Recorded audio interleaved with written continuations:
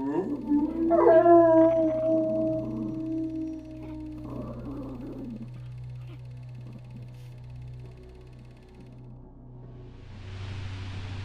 am here to discuss the so-called flying saucers.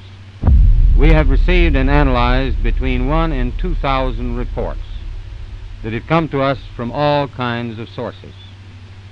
Of this great mass of reports, we have been able adequately to explain the great bulk of them, explain them to our own satisfaction.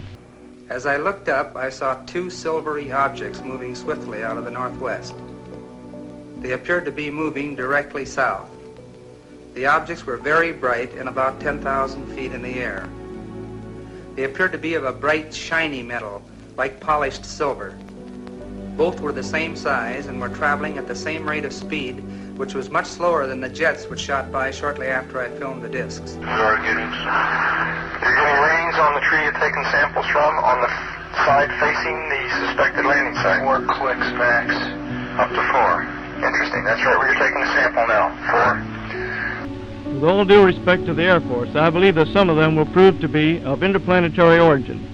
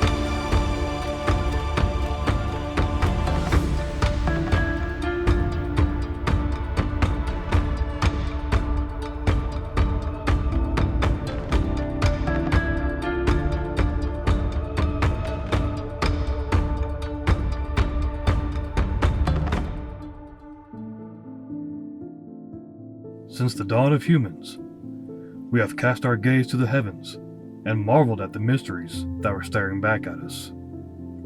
How often have we stared into the cosmos and pondered the question, are we alone? In the days following the release of the now famous Tic Tac, Go Fast, and other declassified UAP videos, many people have begun to take that question more seriously than ever before. As we enter the dawn of a new age in humanity, the skies once again have captured our attention and imagination. For many people, there is no debate as to the existence of non-human intelligent life. Witnesses all over the world have reported encounters with something that changes their perspective on the universe. Here, you will be presented with 3 such events. We are not asking you to believe or disbelieve, but instead are asking you to consider the possibility and reach your own conclusions.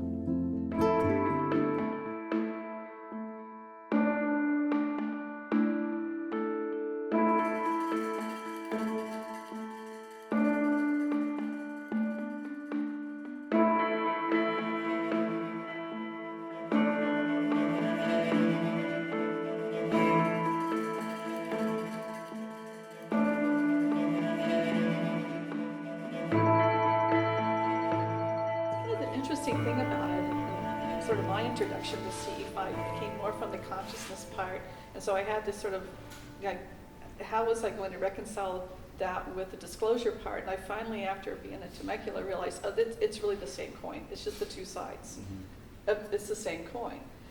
And so that, I guess I'm sort of at that point of like, I can accept that, like all the other stuff that's going on, it's kind of like, almost like rising above it. Like saying, okay, this is what's going on, and it's ugly, it's bad, But it's like, yeah, but you actually have to raise your vibration above it to sort of get into the contact part. Yeah. Yeah. Let's see. I got into CE5 fairly recently because I've been online looking for information for an experience that I had 5 years ago at Joshua Tree. The experience I had at Joshua Tree was, I was with one other person, so it was like we weren't imagining this, but Were you just hiking? I was driving across country and I picked up this young man who had just gotten out of he was trying to leave a sober house. And I was getting him to his parents and his girlfriend who were living in Texas. And so that's kind of unusual, but I do rescue missions every now and then. No, that's not that's unusual for me. Yeah, so I had this guy, he was in his early 30s at the time, who was like a meditator. I helped him pack up the stuff from the sober house, and it was mostly crystals and all that sort of thing. And so he was very much into meditation, and we knew we could travel together. We had cleared all this with our family, everything was good. This was our first evening traveling. I wanted to go to Joshua Tree because I wanted to see the Milky Way. It'd been a while, since I've really seen dark sky. I wanted to see dark sky.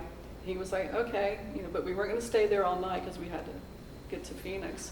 And so we got to Joshua Tree. It was like we just went right into our child, innocent, happy, carefree, joyful. We were just it was like kind of like a meditation. We were climbing on rocks till nightfall, kind of like this now, and we set up a little altar, which is interesting because of Dr. Greer's emphasis on altar. It was not a puja, but it was an altar on big rock, jumbo rocks, and we were just meditating and just. He had his guitar, and it was just like, I remember having this feeling of like, this is how I want to live. I just had that overwhelming peace, and the stars started coming out, and so we were just like, what are we going to do here? Like, what's happening? We're just really happy and joyful. And he said, he goes, one of my friends told me, in these, when you're looking at the sky, just to pick a star and make all the other stars just kind of separate from it, just let them go away and just focus on one star. I started doing that, and all of a sudden, the sky kind of became green, like this amazing green color. And I said, whoa, do you see that? And he's like, I'm seeing something. And so we were sitting there kind of cross-legged on this rock, and he goes, over your right shoulder, there is a neon bluish, electric blue, object that's shimmering. And I said, I saw a diamond-shaped object come in a little while ago. I said, I thought it might be just a car light, but now that you're mentioning that there's something here, I said, there's actually something over your right shoulder, And then it just sort of evolved that way. We just were pointing out these different things. We called them interdimensionals. We didn't know what they were. We just knew that they were really special, and that we both had this intense joy. Just the love, like what you described as that love. And near one of him, I remember saying, there's this kind of teardrop red object, and I know that that's one of the things that Dr. Greer talks about. In other words, these objects that we had been experiencing that night, including a green orb that sort of followed me to another site over a number of days. It followed me east. It wasn't around me all the time, but sometimes when I was driving, I was aware of that green. And it finally kind of went, and when I got to Stone Mountain was when it went into the lake.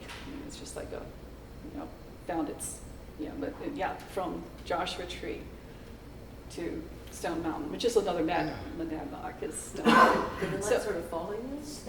It was there. It was there the whole time. It was mostly a visual thing for me at that point. It was a visual all the time, the whole time. Especially when I was driving, I was just aware of this peripheral green. And so when I asked Mike Justice, it was one of those, I said, I said, you guys are talking about this green thing, or sometimes it's red. He goes, oh, yeah, because those are orbs. He said, that's an orb. I said, okay, so I experienced it, but it kind of would go in and out. But then when it was at night when I was at Stone Mountain, I had a room on the lake at the base of Stone Mountain, and then it would just kind of expanded and went into the water. So I've had the orb experience, and I've had the lights appearing. I'm convinced, I've been back to Joshua Tree, maybe not the right time or the right people, but I'm hoping that with the right, find my tribe, Sure. other people who know how to get that vibe up. It's literally a vibe that we had going. We were, we called it by dimension, like whether it's, like sometimes you're 3, 4 dimension, 5, and we were like bumping it up, like 9, 13, like we were trying to get as high vibe as possible. But that is kind of when for us it started to kick in. While we all await the official disclosure of the existence of UAPs and their pilots to the world at large, there are those who have grown tired of waiting and have decided to take their own steps to find answers by means of citizen science. Oh, and by the way, I don't know if you knew, but tonight, actually every first Saturday of the month, but tonight is a global CE5 event, so this is happening all around the world. People are meeting like we are. Mark Hagerling is the organizer of an all-volunteer group that seeks to explore the mysteries of our visitors using a method known as CE5. I had this thought, here we go with the thoughts again. This is a couple years ago, of doing a guided meditation. I have no experience putting together a guided meditation, so I just thought, why do I want to do that? I don't really know what I'm doing, at all. And so, but I had this idea in my mind, what would be a cool concept. It was something different. It had to do with imagining everybody like a hot campfire, with hot coals.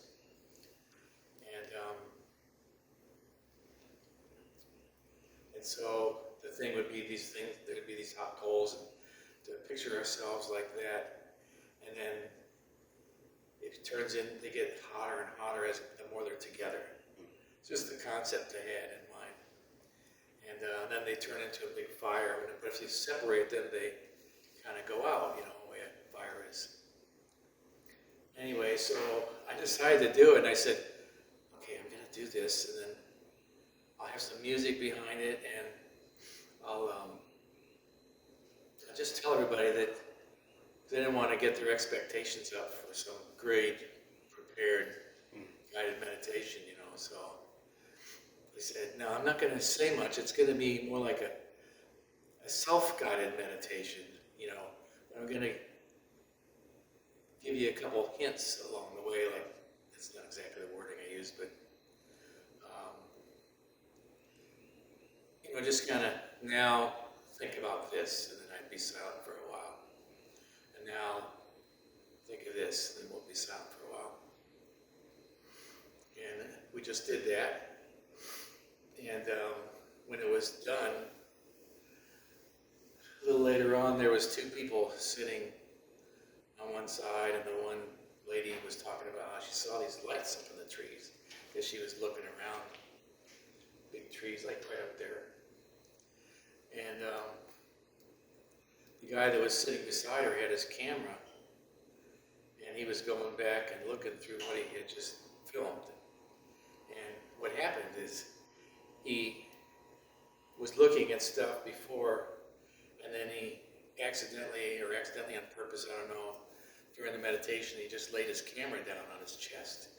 But he forgot to turn it off. And so, yeah. And so when he looked at it, he's talking to her, and he said, I think this is like what you saw. And anyway, it turned out that something up there had put itself in front of the view of his camera, unbeknownst to him or anybody else. We were all meditating, and it did this thing on his camera. So I had that to work with.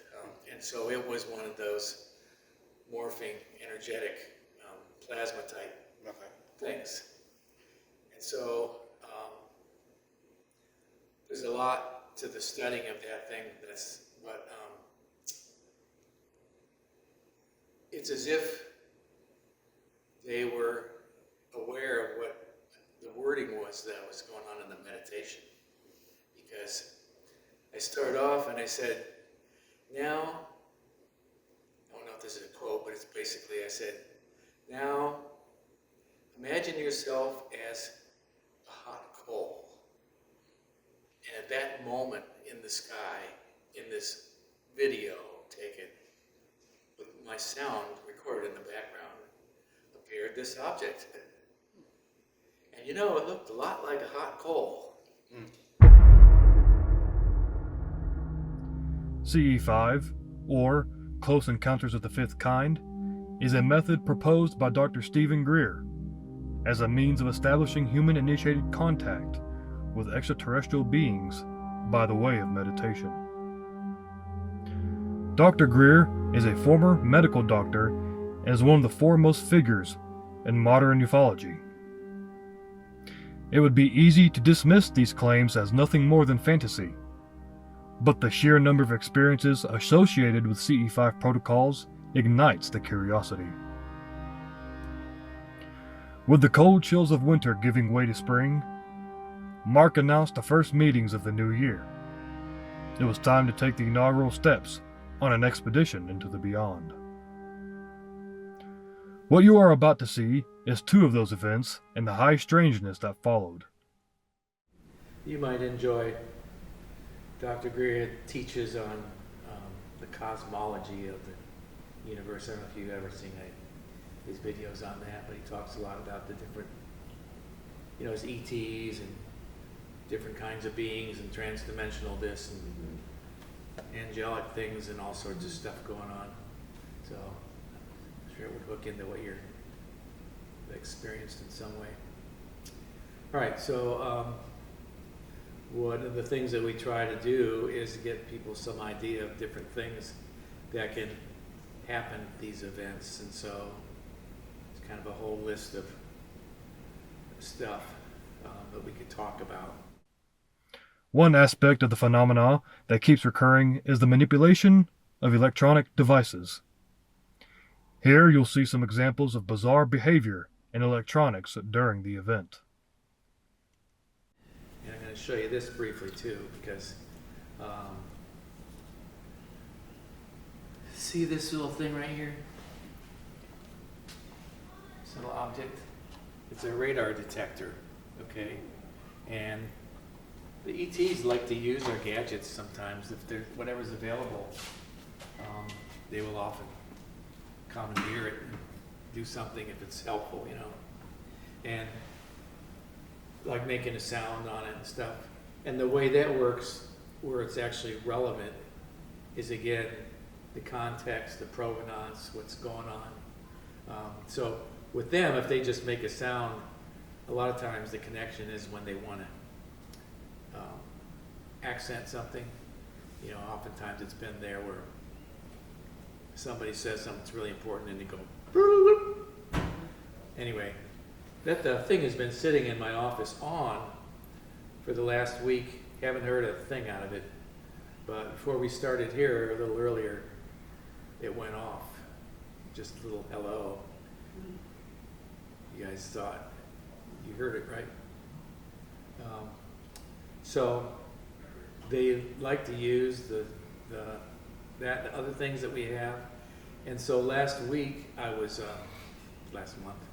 was sitting right here, and I was talking about this, right, and how they like to use these things. And I was explaining about how a common thing is the 3 beeps that kind of some we've come to understand, where a lot of times if they go boop, boop, boop, it's understood as at the proper timing as we are here. It's just a really common message. And I was explaining that, and then I said, and they can do a lot more too. And then that was the end of that. About a week later or so, I was playing back the audio from these things, which I do. So just because you can't absorb what actually happens at these events a lot of times, just without some help like that. Anyway, I got to the spot where I'm talking about this, and I'm listening to the recorder that was made on this machine. And I get to there, and I say, and they can do other things too. Then a couple seconds later, I start getting this noise on my recording. And then I start hearing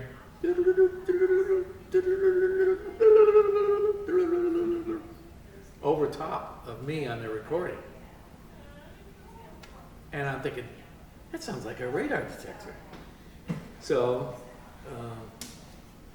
let's listen to, oh, and here's the, let's see, here's the recording. No, that's not it. Where is it? Oh, here it is. It's on solo right here. So I looped and I put that recording that I just demoed with you. And I like looped it 3 times so you could hear it a little bit longer. Same thing, right? Same pitch. See what I'm playing there? Just playing this. Okay, so here's me talking about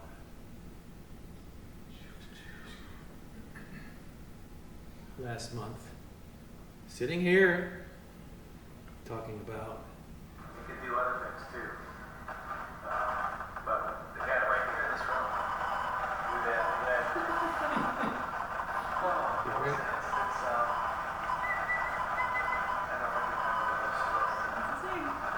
Is there any question that that's the same pitch? Anybody tone deaf enough that they can't? I was gonna say, I think in like the old movies when they had submarines or something, didn't they make that kind of sound too? I don't know. Yeah, like a Maybe. sonar. Yeah, something like that. Let's bring out the pitch pipe, you know. I don't know enough about them, There it is. That's the pitch.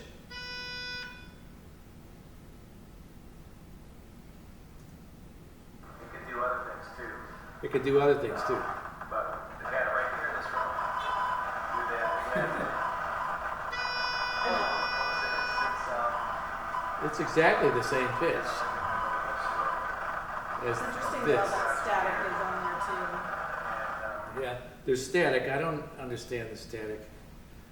Heard that a number of times, but maybe that's them doing some other funny thing. All right, here we are. So, if you take the real radar detector and you turn it on, first it makes some, and then it gives you an example of what it's going to sound like when it's actually being functioning. So I turn this off, and then I turn it on, and then you're going to listen. So you hear the last few, that's the sound that it makes through and through, you know, when it's detecting radar. It's designed, these 2 microphones, they're sitting in the room, and whatever sound is in there is recorded at the time. This thing was not set up. There was no radar detector in the room. I might have been in the box, but there was nothing there. So, provenance again. We're talking about it can do other things, and right at that point, that sound is injected into my recording. And it sounds like a radar detector. I was, to me, I was caught, what do you call it, convinced right there. Because first of all, the timing was right after I said, and it can do other things. So just some sound come on there, and I never get a sound on a recording added to these things, never. So just right there that's proof of something. So I'm sure it was not helpful for our meditation, but I had a really hard time trying to concentrate early. Here's what it is.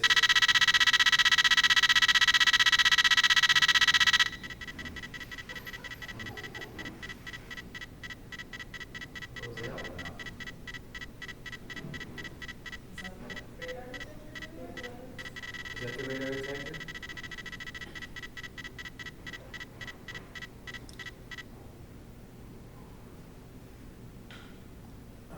It's also funny that it seems to have control over the volume. Yeah. I mean, there is a volume thing on there. Sometimes it's loud, sometimes it's Yeah, is that normal? I don't. I'll check that out.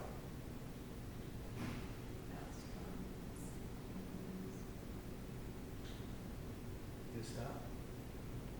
It stopped. Thank you. Very much appreciated.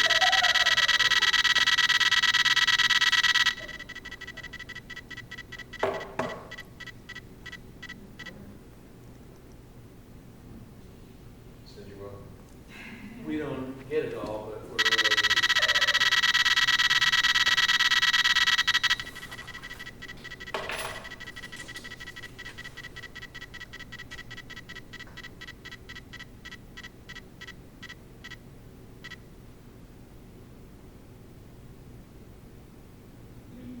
radar company around here.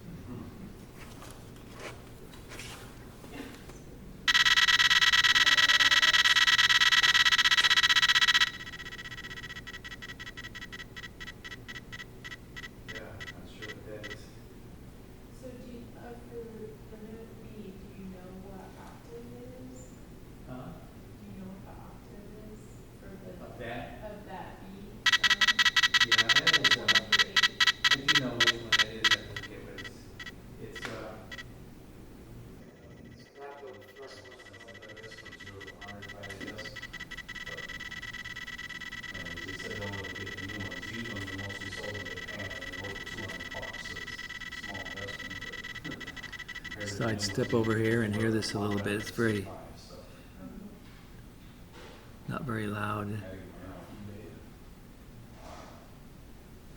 Stopped when I came over. No, you okay? You didn't stop. Thank you so much. Every time you say something contradictory, Yeah, every time they said, we're not stopping. Thank you so much. We're gonna do our thing now, okay? Yes, I get it, you're agreed. I'm going back now, I'm gonna sit down. that's pretty wild. I hooked it up and started using it because I wanted to see what was normal with its operation, and I also read the book on it. I mean the instruction manual. And I will say the main thing is that I learned is that how, and you probably already know this, but the basic way that it works is by how fast it ticks is supposed to be indicative of the strength or the power of the radar beam, which is microwave beams. That's what they use. They shoot microwave. So it's electromagnetic waves, but it's in the microwave range. And so it's the same as a Geiger counter. But the beeps, I mean, if you get this run short, I mean, if they're spread out, then it means it's a real weak beam. The faster it is, the stronger it is, and so that's how it works. And it makes sense because if they made it so that it got louder or softer, to indicate the strength of it, then and what if it gets too soft, you can't hear it, then you can't really tell what's going on anymore. Or if they attached it to the pitch, made it be low pitch when it's low power and high pitch when it's high power, they could have maybe done that. But if it gets too high, then it's going to be ultrasonic, and then you lose track of it. So the idea of having it be speeding up or slowing down makes sense because you can always hear it, and it's always, by the way, at the same volume all the time. It's supposed to be. It sounds louder if it's closer together, but the beeps are all the same volume, whether it's just one beep per 2 seconds or if it's 100 beats per second. So our thing was going up and down in volume a lot. And I don't know, there's something I have to check. There's a setting on the thing that makes it so that if it goes off really strong, it will be loud if it's turned up loud, and then it shuts it down after a couple seconds so that you don't have to listen to this loud thing all the time. And I don't know if our thing was just doing that because it was getting real loud and real soft, but it seemed like there were things in between too. Anyway, I turned off that feature, so next time we use it, it's not going to be going loud and then automatically soft if that's what it was doing.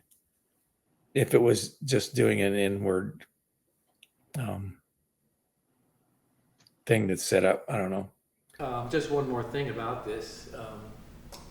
Another thing that happens at our events, there's all these different audio things, or people feel things, they hear things, they see things. We were seeing lights, in the eyes. People hear things. A very common thing when people hear things is that they don't just hear it everywhere, but oftentimes they hear it in just one ear.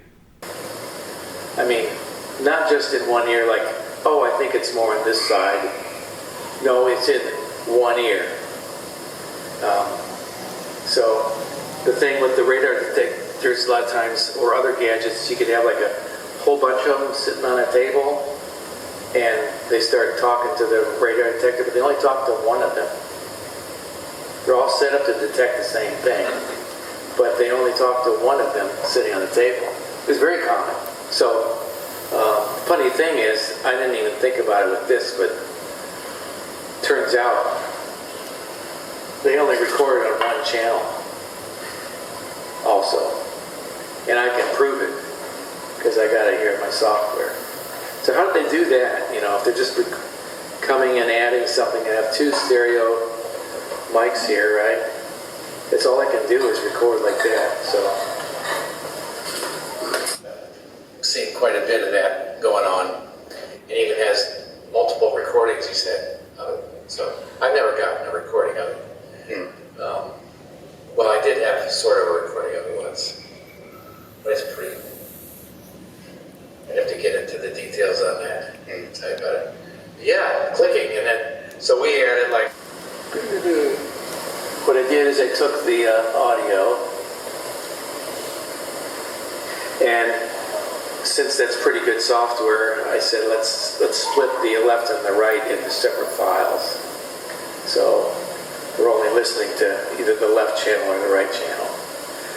The other way I could do is turn off a speaker, but we don't have speakers to turn off here. So I did this, but okay, so let's listen to it again. This is just the left channel. You can do other things too. But again, right here in this room, do that again. Same thing. What was the instance? Now, let's go and listen to the right channel alone. There we go. Oh, wait, it has to be solo again. Here we go. And this thing has some opportunity. It's not just that it does it, but it does it at a certain time. When something going on, and it just decides that it's going to use it, and it makes it like beep 3 times, for instance. We could do other things too. But again, right here in this room. I remember the whole story. Where is it? I don't hear it. But these two guys were here. And anyway, too cool, huh? Well, the click came when it was like totally visible. Yep. It was only on that frame. It wasn't there like when it was coming in over a process of like 3 frames. First frame was like a little light in the sky. Second frame was a little more sun. Third one was a lightish version of the thing that I call a shiny saucer. Anybody want to share anything?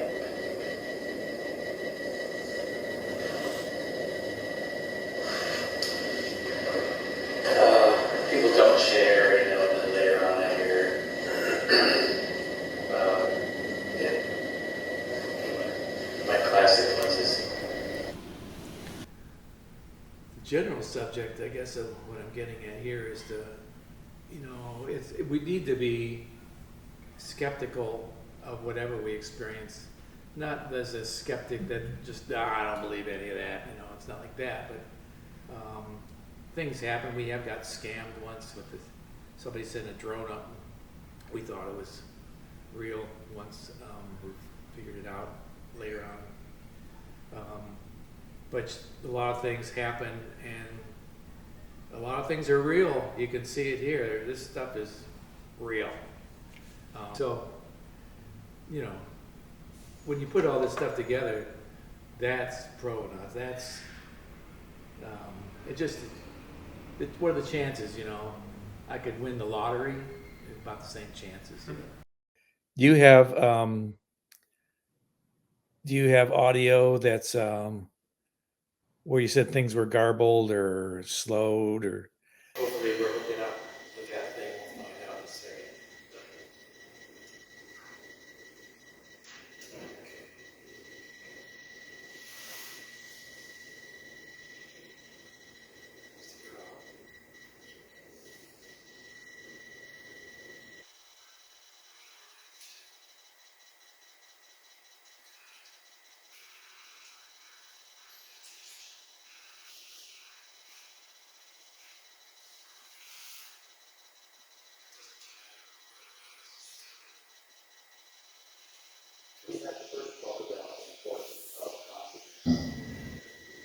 This is an aspect of our consciousness is not what we are aware of.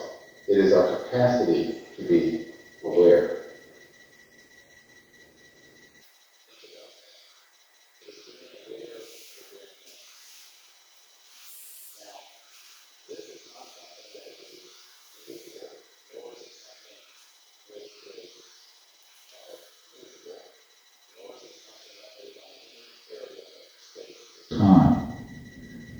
We'll show during the next few minutes why this is so.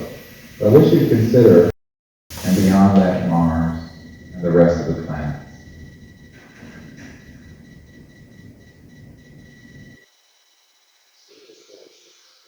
Filled with consciousness. The stars are all around. Our beautiful Milky Way is all around. Between our people and their people.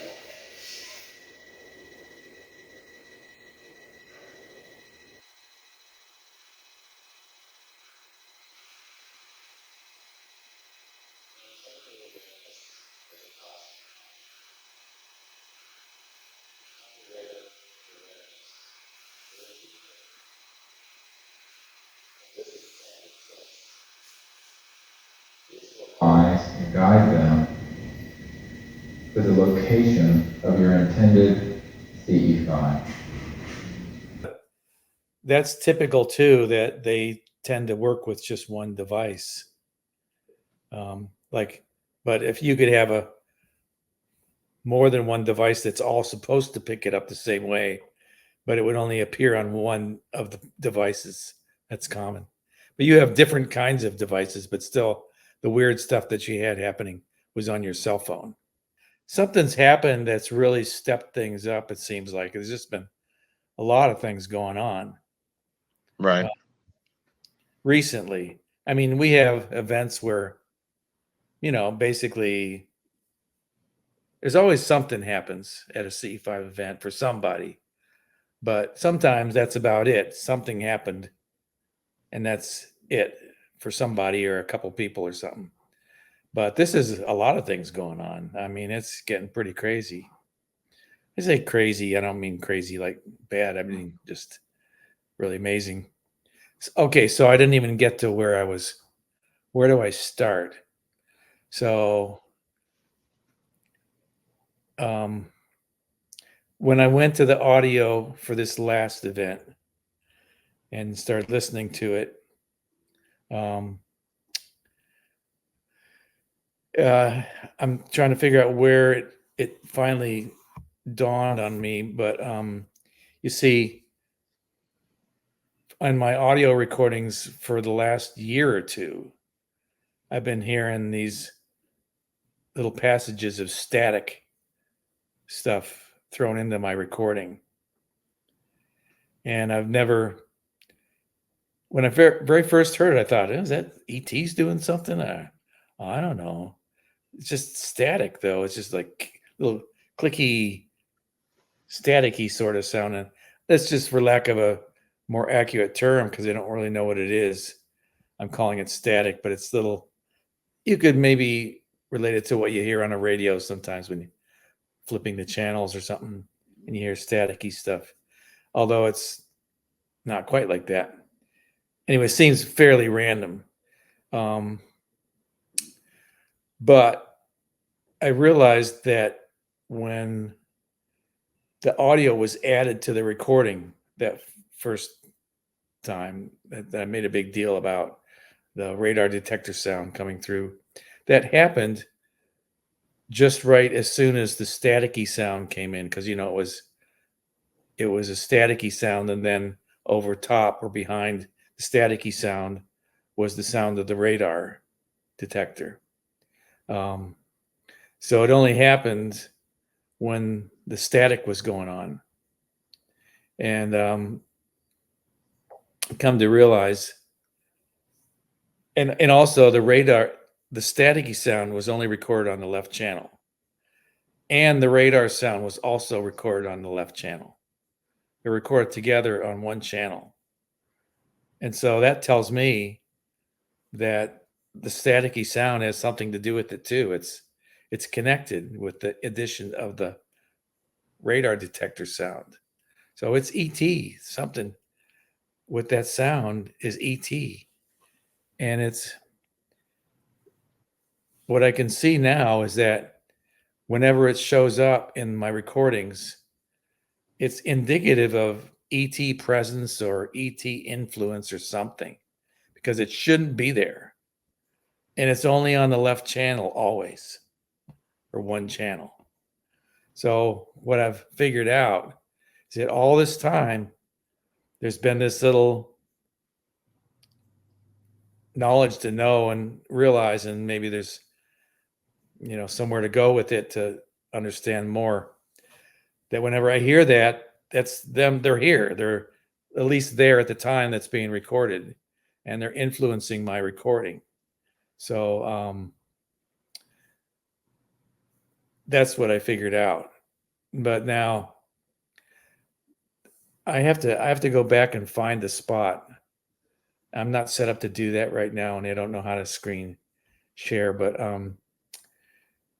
I was listening to the recording from this last time, and I was hearing all the spots where there were that staticky stuff. And there was a certain point, I'm going to have to revisit this when I can say it better, but there's a certain point where there was the staticky thing, and then it changed into something very organized. It turned into like a little motorboat, you know, like a very even. I mean, it changed from something you think is disorganized to a very organized thing. The static is always, it doesn't have a tone. The radar detector always has a tone, a pitch, you know, like I determined that it was the same pitch. The staticky thing is more like percussive stuff, you know, it's just stuff. But it was doing its own weird thing, and then all of a sudden it turned into this steady thing, very, very steady. Is stuck out like a real sore thumb. Like, wow, that's not random, static, very organized.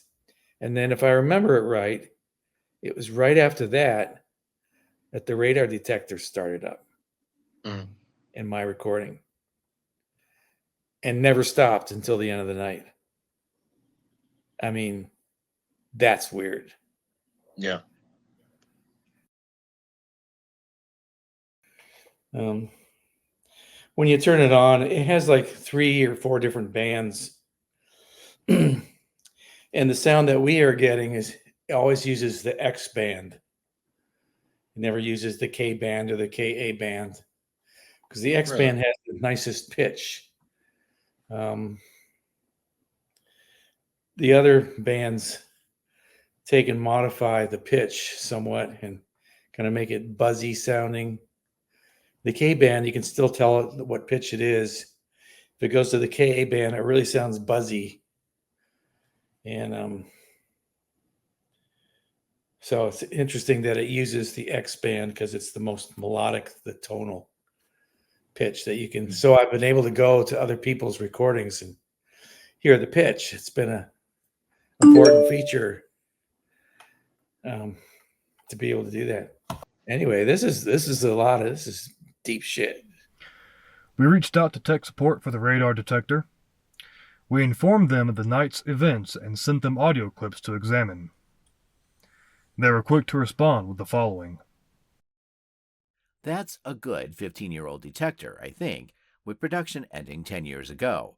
Having never used one of those older detectors, I'm not aware of typical audio noises and patterns with it, nor would anyone here that I could ask for you. Due to the age of the unit, it may be worth trying with another unit under the same circumstances if you have one.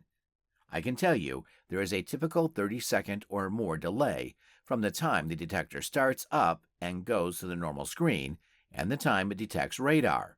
This is even on newer detectors. I can also tell you that X-band is very old technology and largely not in use, at least by police, but you may find some automatic door openers that still use it. Most are using K these days. And also some traffic flow monitoring or other roadside systems may still use it for various reasons.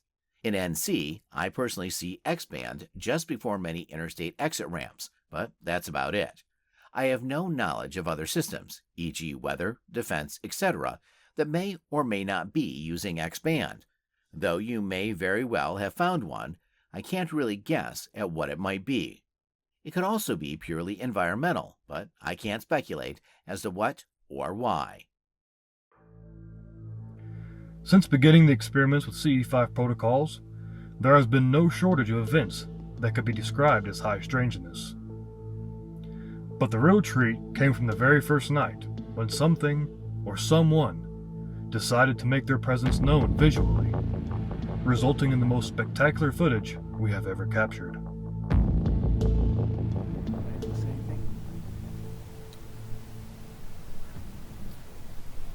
Brief flash of a bright light again. It's not a bright light again? Yeah, briefly. Is it shining at your face or what? When your eyes are closed? Yeah. So. Just like a flash? Yeah. Man. We sure had a lot of that here in the last...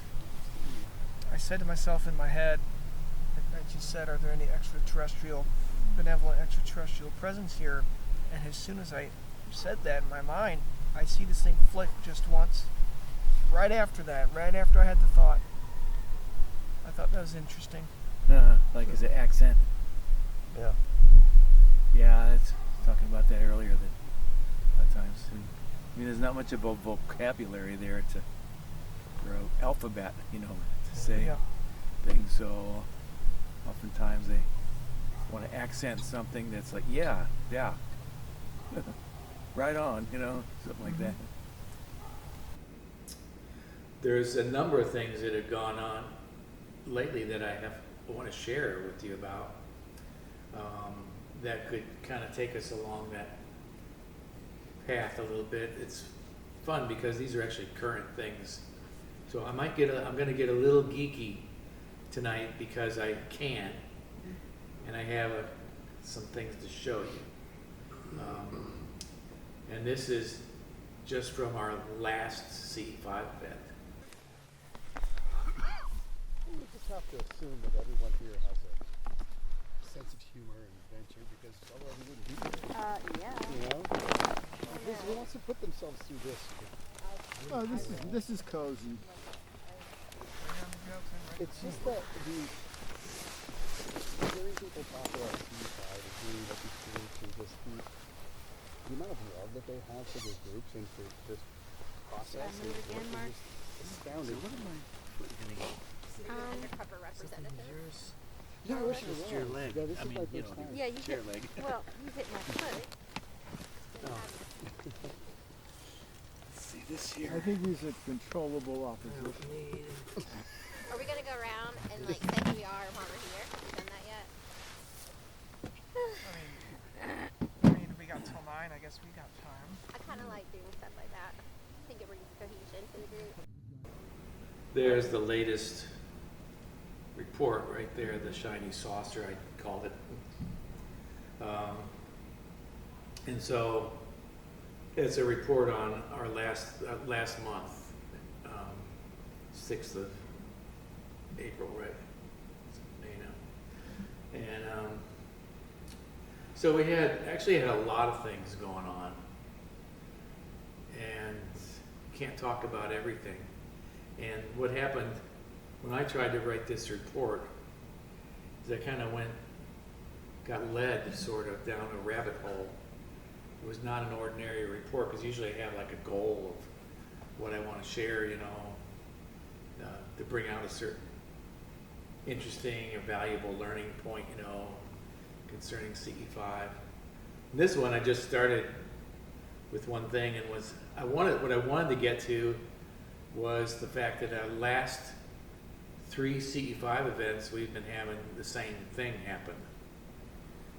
Not the same, but the same general thing, and that as people been seeing when their eyes are shut, basically, or during meditation, where they see a light shine in their face through their eyelids. Well, I asked Mark, was he close enough to have kicked my chair? And he said no. No, I haven't been over there. So it felt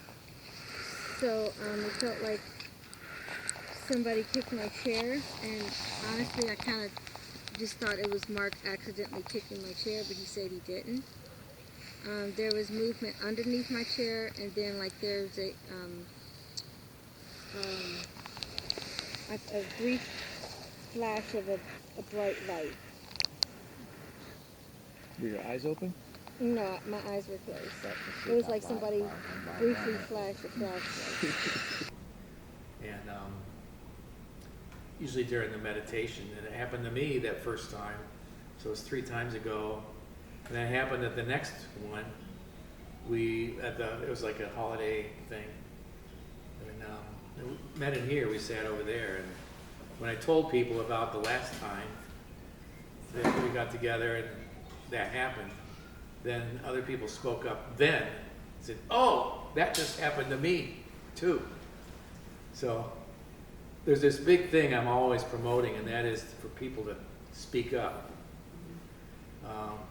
Learn that early on, that it's like the key to making this thing work, because not everybody experiences things, and a lot of people experience something and they just think, "That's crazy, I'm not telling anybody about that, you know. I must have imagined it," or something like that.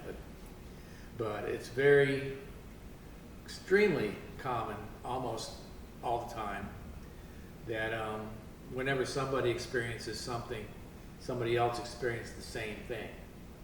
And if it's not just straight on they experience the same thing, it's like the woman who saw it in the trees I was telling you about, but the guy sitting beside her saw it in his video, you know?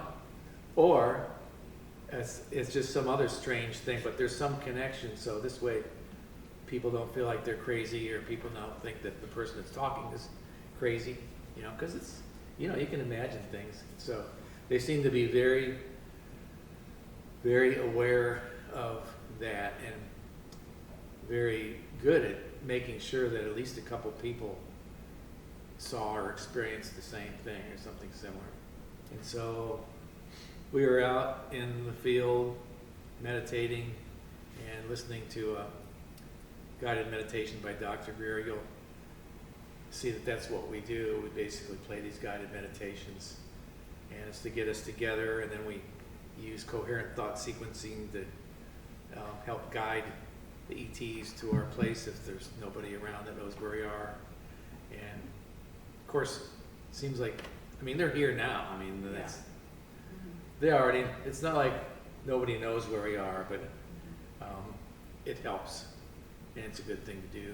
And we might bring new people from other places that have not been here before by doing this. anyway, we were doing the guided meditation. There was this one guy this is the next time, this guy was, oh, I saw that. He's talking over the meditation. I saw that. Visualize this consciousness and this pure intention rotating up from the group in a great column of light, connecting with these extraterrestrial people. Hi, my name is Austin, and I am, this is my first time being in a CE5 group. Came here out of curiosity, and last month was my first time. That was in April, and very, very cool experiences. So the best way I can describe what I saw was it was during our first meditation block, the meditation block being about an hour. So after we went through, we used the CE5 protocol, which was the frequencies of crop circle tones.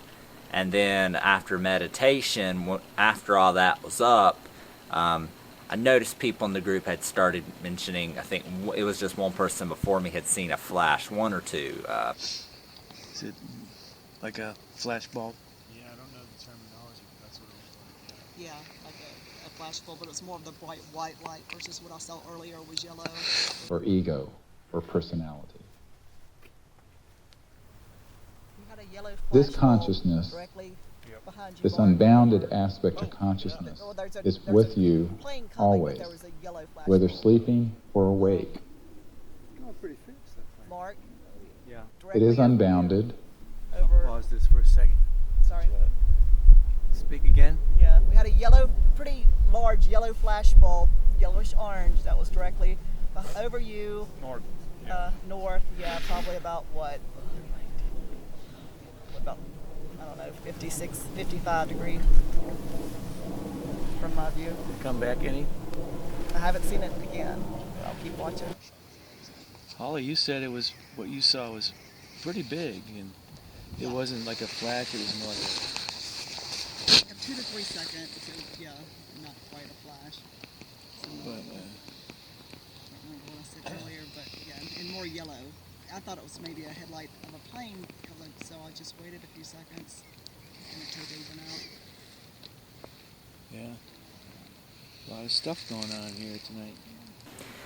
But basically, I believe from behind me, which was south, we had shined lasers up there earlier, so that kind of, got me looking off in that direction. I like to show the thing about the directions.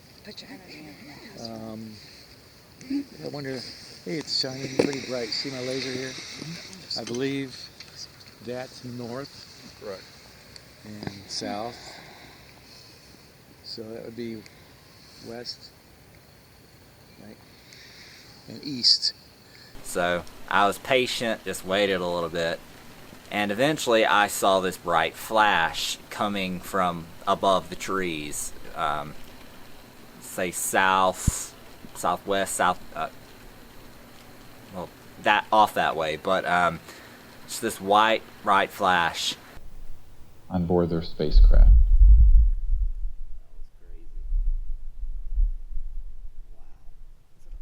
Know that this is not a fantasy. Know that this is real. This is not theoretical or philosophical. It is truth, it is scientific, and it is reproducible. You can do that, and have no doubt in your mind that you can. Yes, sir. She saw it earlier. Wherever that Be was. aware They saw it over there. I that just the most saw it important right in aspect my eye, like a white of these protocols is the expansion of consciousness, the perception of oneness amongst the peoples in the group. Later on, when we came back inside, I had noticed there was this like a dark spot in my eye. It's like some line-looking thing, curvy line-looking thing, and there was nothing up in the tree or anywhere near it that could have reflected. So it was coming from the sky, and that's my encounter I have with that. Well-intentioned humans and those extraterrestrial peoples visiting our planet at this time in the Earth's history. This is a matter of great urgency. Ooh. And it is for that reason that our efforts Did anybody have flash a been laser? And will continue to meet or anything? With success. Did anybody flash a laser just now or anything? Oh, you saw that from your right, over your shoulder, didn't you? I saw a flash like straight up around here. I call it like a small... No, I saw it. It flashed right into my eye. I call it like a little corner of it on my screen here. That's what I was talking about, but just literally, it was like shot right into my eyeball. I saw it from back behind y'all over those trees. You saw it from behind the trees? No, yeah, it came from, unless there's somebody in the very top of that tree shining a laser into people's eyes, I don't think there was somebody over there. Okay, so... If I shine my laser up here, can you tell if I'm in the right with this tree? No, to the right. 2 over. 1 more. Yeah, it came from that direction. That low? It was above it. It came down from the tree. Yeah, like in there. Right there? Yeah. Alright. In the Earth's history. This is a matter of great urgency. Ooh. And it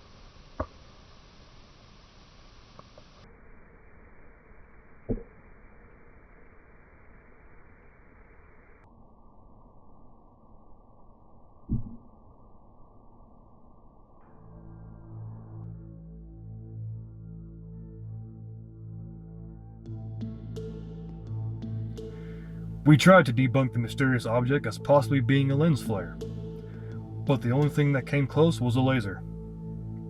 But there was a problem with the laser theory.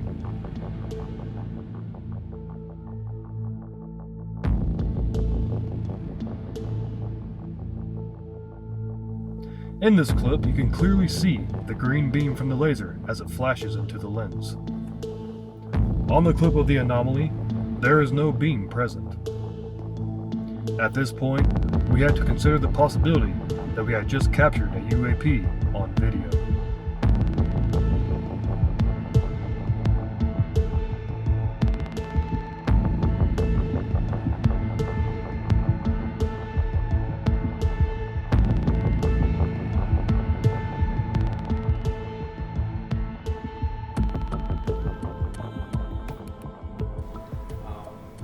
Thing that I noticed, because he sent me a copy of the video and asked me to see it and see what I thought. The thing I noticed right off the bat was there's this click. Yeah, clicking, and then so we had it like 3 times sessions ago where they were clicking like crazy, and people went, "You hear this clicking? We hear it over here and over there." And I said, "What, like this?" "Yeah, like that, you know." And it was going on. We'd hear it here, and then we'd hear it there. And then the thing that was cool about it was that it didn't come from me. It's not like I said something and then everybody started trying to think, who do I hear clicking, you know? I didn't say anything about it. So they didn't know anything about clicking. So that was what was cool about it. So after they talked about it, I said, well, you know, there's clicking. The ETs that like to click. This is not the clicking ETs that's in another report. This is just a sound that showed up at exactly the same moment as the flash of light that flashed into his camera that he recorded, which looked like that, you know.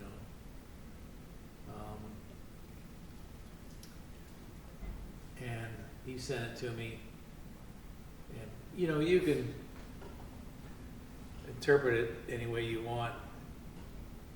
To me, it immediately gets into a whole subject that I wanted to get into, which is when it comes to seeing these different things, it's not just what you see or what you hear. That's the whole deal. It's the context, the timing, and something that Dr. Greer likes the word he likes to use is the provenance of what happened. So right here, there's a connection historically or context-wise, there's this thing that in the pre-meeting right here, like in this room, we were sitting here, and I made this big deal about how nobody's going to be seeing any shiny saucers in the sky anymore, at least for the time being, until we get this under control to stop shooting them down, the military that are doing that. So it's very unsafe for them to show up, and that's why you don't see people reporting.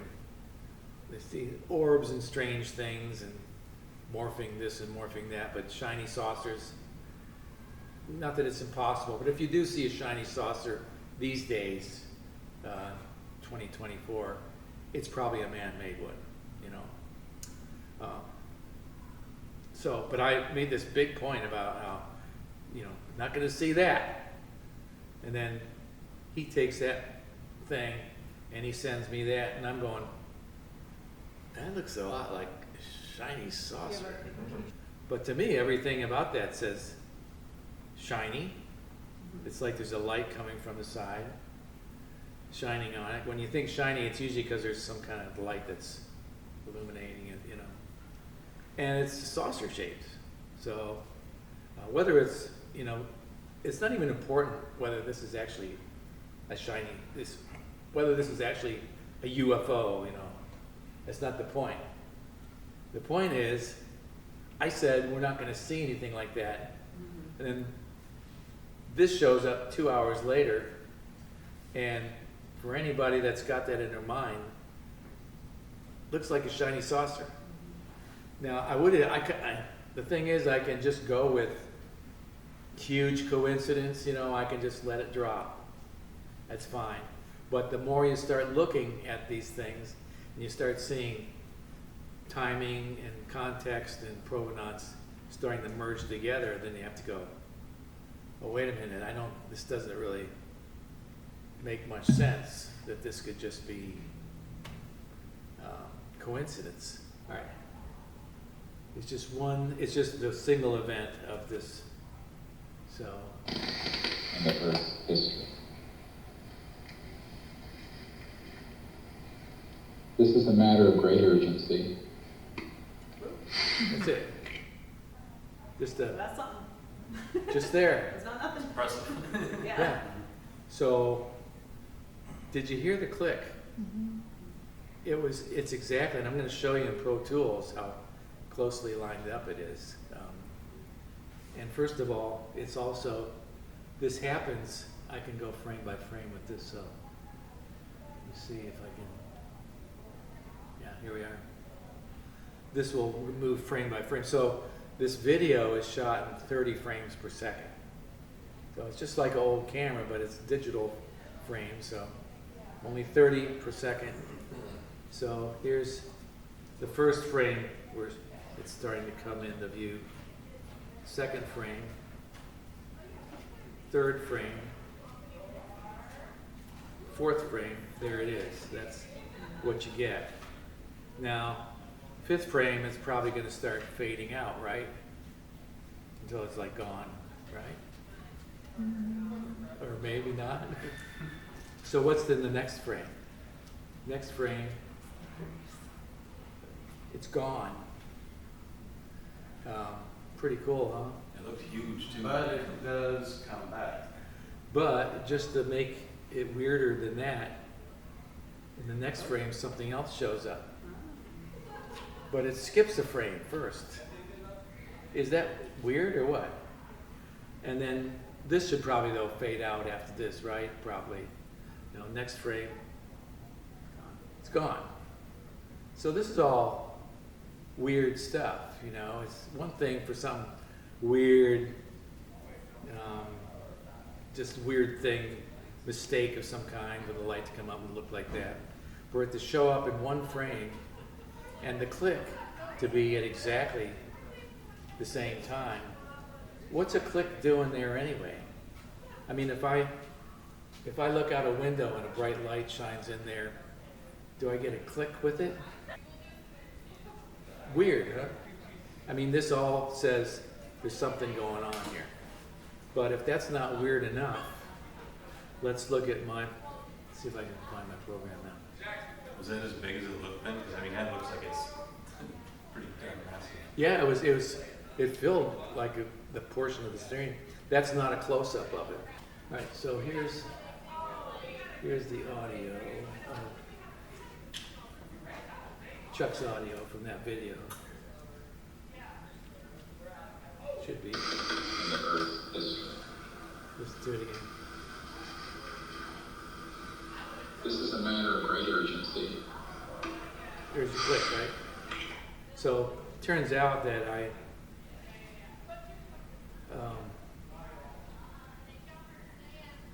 I was recording, of course, the whole thing too. So I have a tape recorder. Where is it? I record the whole evening on this thing. This is a field recorder, you know, and it's a stereo recorder. So you see there's two microphones on here. So it only knows how to record in stereo. Remember, I just said that. That's all I could do is record in stereo. And I was recording the whole thing. And so if it's just some kind of weird thing that happened, then it's a coincidence. What about if I check my own audio? So what I did is I took the audio of my field recording, which is right here, and I Visiting our planet at this time in the Earth's history. now I'm listening to my audio. This is a matter of great urgency. It's very soft because I don't have big speakers in here to show you, but turns out there was a click in there in my audio. See this here? This is my recording. Down here is Chuck's recording. But if I make them both play solo and solo, they're so well synced. Listen. This is a matter of great urgency. So that's two different recordings playing, and you can't even tell that they're two different recordings, right? So,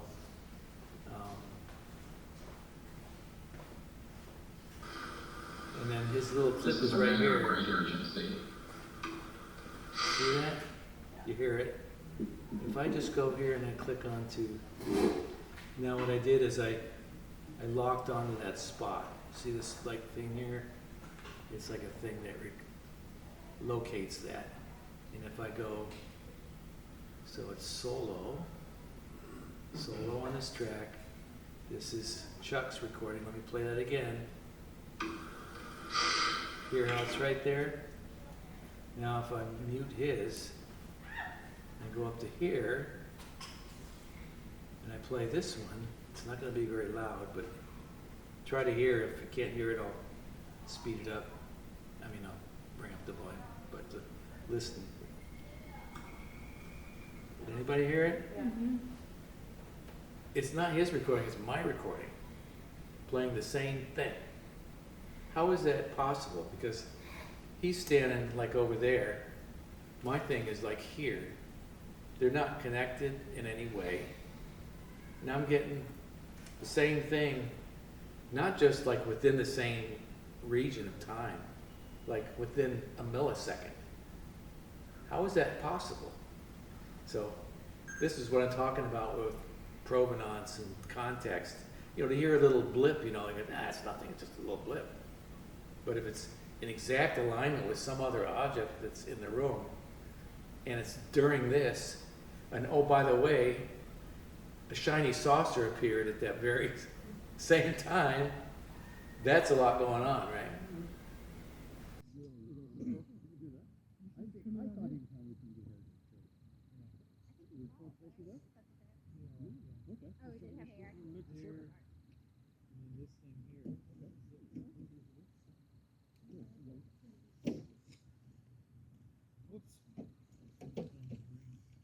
Close enough so that we can share our social security numbers.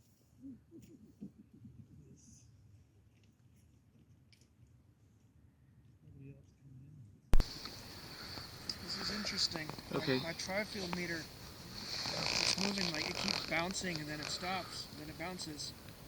I've got no electronics near this thing.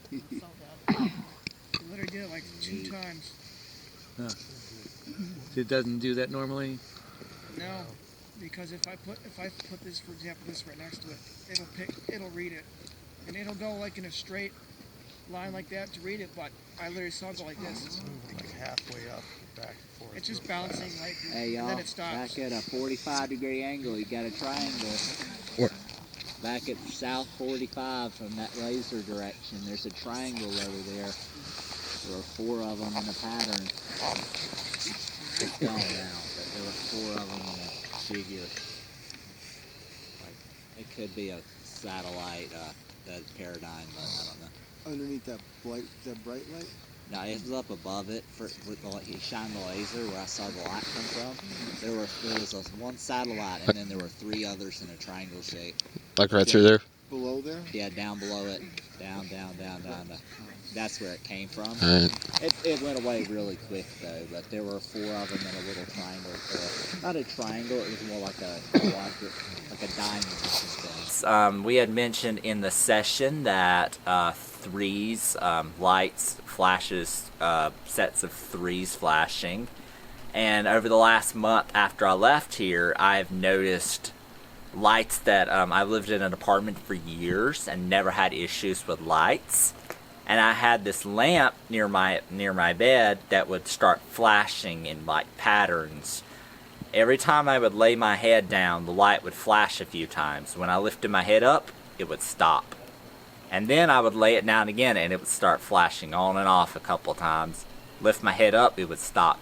And that would go on several times until I told it to stop, and then it did. So, and then at church the other week, we had lights flashing off and like strange stuff. Like that church, I've been going there for about 6 years. Haven't seen any issues with the lights. So that's why I brought that up. But those are 2 things that have happened this last month, and I don't know, some fun stuff. And I came here out of curiosity. I haven't been disappointed yet.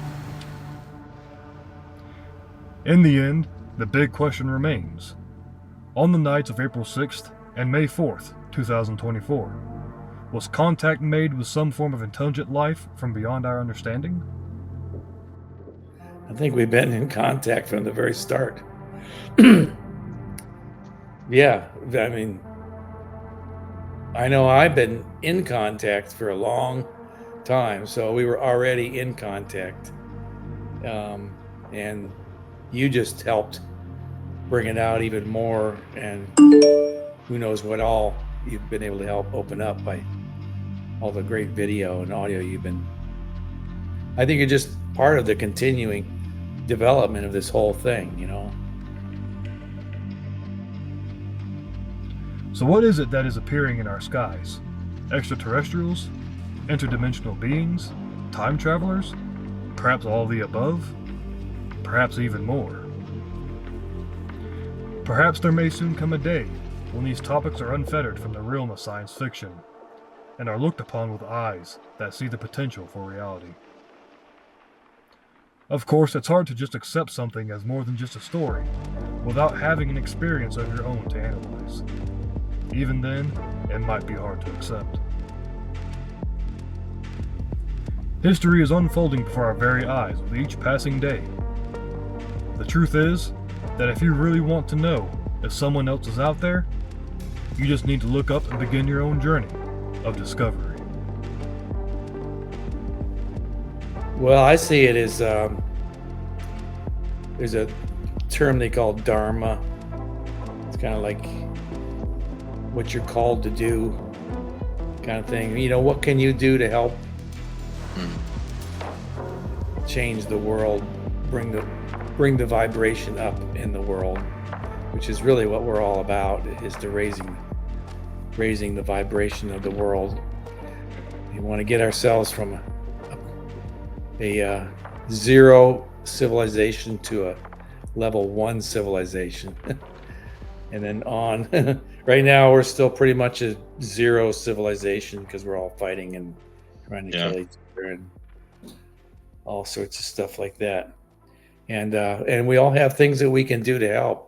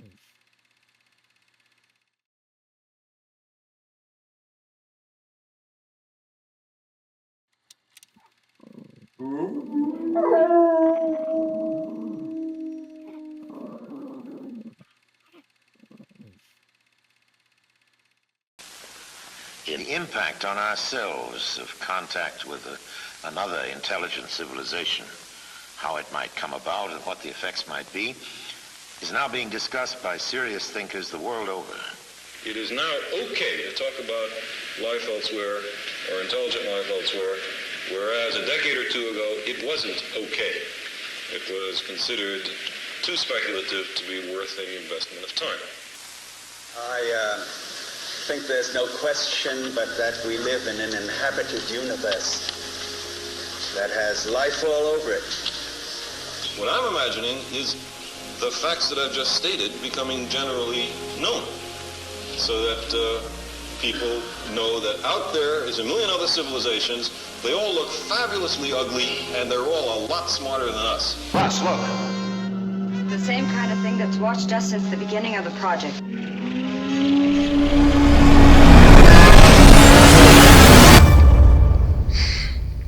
Ooh.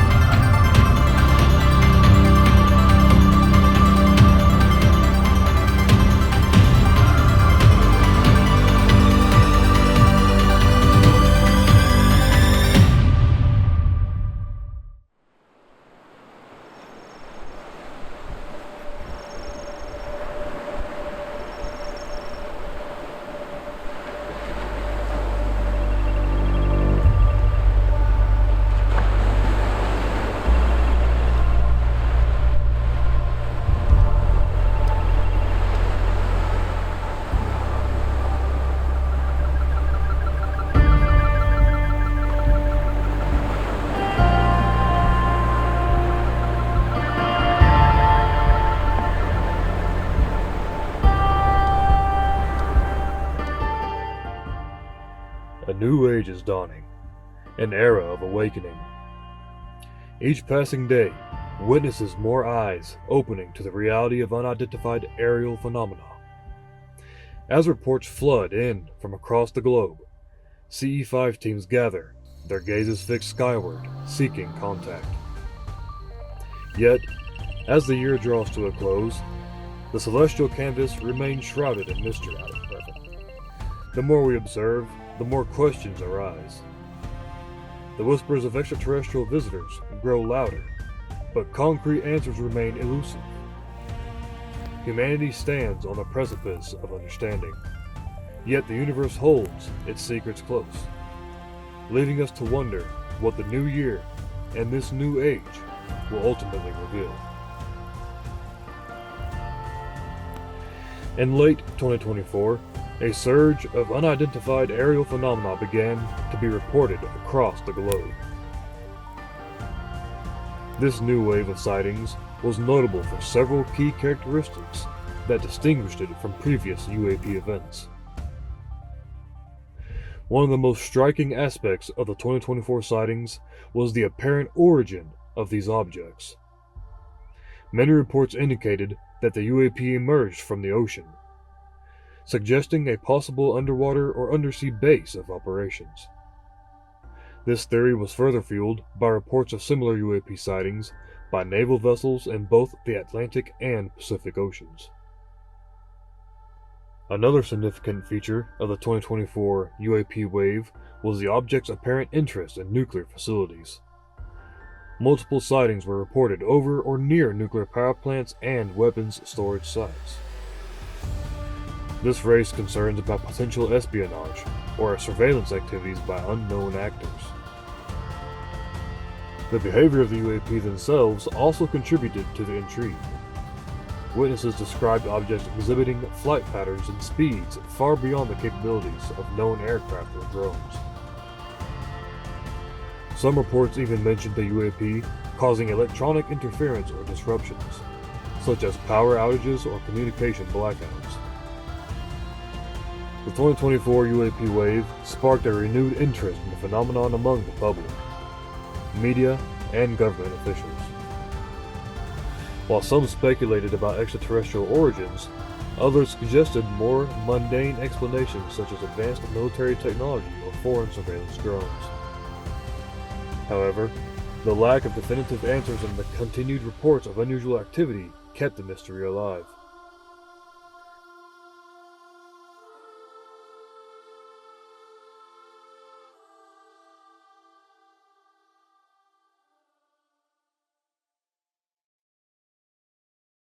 In our quest for understanding, we consulted an individual highly recommended by those experienced in CE5 protocols. There's this whole adventure that we're going through, you could say, and it is to see what's going on and try and understand it as best we can, and what I think is good to look at is how that it's quite varied. We get quite a mixed bag of results doing what we've been doing. We have at times whatever we see or whatever's happening, it's pretty clear, it's just pretty straight ahead. Doesn't mean we understand everything about it, but it's fairly clear. And then we have situations where very interesting, but we don't really know what's going on. And then there's this drone stuff. Well, there's the catch, my friend. Some of it I can talk about, and some of it I won't talk about. But and Dr. Gur's spoken about this. A number of people have spoken about this. Everybody has an opinion on it, right? I mean, there's probably 20 or 30 opinions out there flying around at any one time, right? Here's what I will tell you that I know. Having worked with Dr. Gur for those years, I am well aware and pretty well schooled in different advanced technologies that exist on this planet at this moment. Some of them are decades old, and so they're very far along in their development. especially when it comes to flying craft. Ships of all types, not just planes, not just drones, but actually saucers that fly around that may look like everybody in the world would think that it was an ET craft, and they're not. They're man-made. And so what is out there that is man-made and can be used for all manner of things? It can be used to surveil, right? These can be surveillance. It can be used as a tool for false flags. It can be used to frighten people. It can be used to, these can be used to gather information. So there's that we have going on there. And believe me, when you say the things coming out of the water, a long time ago, they had drones that can come out of submarines and can come out of the water, that are man-made and can do all kinds of things that you wouldn't believe. Anything that you can imagine, like Ben Ridge said, anything from Star Wars, we've already had. We've already done. Been there, done that. All of that technology that you see on all of those shows already exists somewhere here. It's, my feeling and a lot of others that the reason those are in all those movies is kind of to get you used to it, right? So there's that going on. There are also people who have their own little drones and want to be part of, who think it's going to be cool to put their drones up with everybody else's drones. And so you're going to have that, right? You're going to have some of that as well. And then there can be other. And that other, there could be other, and they could be used that could be surveillance as well. That's all I can say about that one. So a lot of it's going to be man-made. And people just think, oh, no, we don't have that. Oh, we most certainly do have that. Most certainly do. Anyone who went to the Washington, D.C. press club event that Dr. Greer did a couple of years ago, there was a craft discussed there by one of the whistleblowers that had a skin that looked like fur. And he said, literally ran his hand, it would almost look like fur that stood up. It almost sounded like it was purring. He thought it was like a cat. Now, to people on this planet, that would absolutely, they would say, oh my God, that is absolutely an ET craft. And it is absolutely not an ET craft. It is absolutely not. There are all kinds of developments and technologies out there for the skins of craft. Anti-grav has been around for decades and decades and decades and decades on this earth. Defense contractors, military, that kind of thing. The humming or purring that he thought he heard. I mean, this is all part and parcel of man-made stuff. It's not at all surprising. Those skins on the craft are for all kinds of things. You can look it up. You'll find lots of stuff online about smart skins. That's what I would say about the drones. I would say to people, you know what? Observe it, see what happens, see what occurs over the next few months, next year or so. But don't go down all the rabbit holes that are online, because everybody in the world is pontificating about what this is or isn't. And I listen to them, and I actually have to turn them off. It's so disturbing to me to hear some of the leaps that are made here. People thinking it's all ET, or it's this ET, or it's that ET. And I'm thinking, yeah, you have no idea. And if you don't know, you shouldn't say.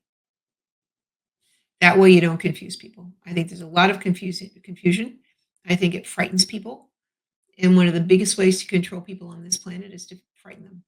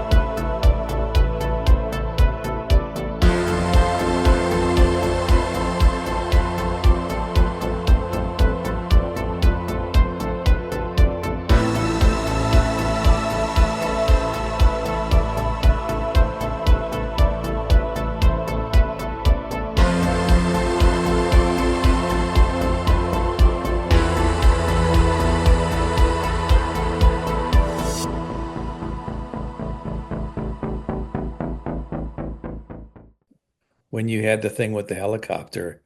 It's very interesting, but what was that for sure? Don't really know. Have some ideas, some theories, but it also hooks in really nicely with what went on with Holly, because it's could be similar. We had a pretty large yellow flash bulb, yellowish orange, that was directly over you. North. North, yeah, probably about what? About, I don't know, 56, 55 degrees.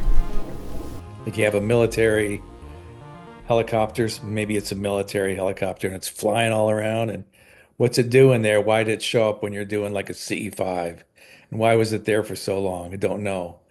But Holly had a similar situation, except we have some more evidence. We have the video of the darting orbs there, and her testimony of how that jet came in and came down way low at her house. It's pretty interesting. We could look at that. It was a first for me to be visited with the jet, just gosh, right at my treetops. And I have a really large tulip poplar tree, and it was right on top of it. It really, really rattled me. Yeah. The video clip was recorded April 27th, which was a Saturday night. And Saturday night, about dusk, I did play some crop circle tones, and I did some of the basic meditations, like guided meditations. But after that, I just kind of zoned out in my chair, had a little backyard fire going, and I was just relaxing. I had just gone in more into just meditation, and not guided meditation. And so my eyes were closed. I was completely gone. I mean, when I get into a flow state, I just slip away. And she, I think, had gotten off of work and probably home, I don't know, 9ish or so. And she reaches out to me about a little after 10. And she basically just asked if I had bought spotlights and if I was playing around with them. And I said, well, no, I haven't bought any spotlights. I'm just actually in meditation out here, not really doing anything. And she's like, are you not seeing all this activity over your house? And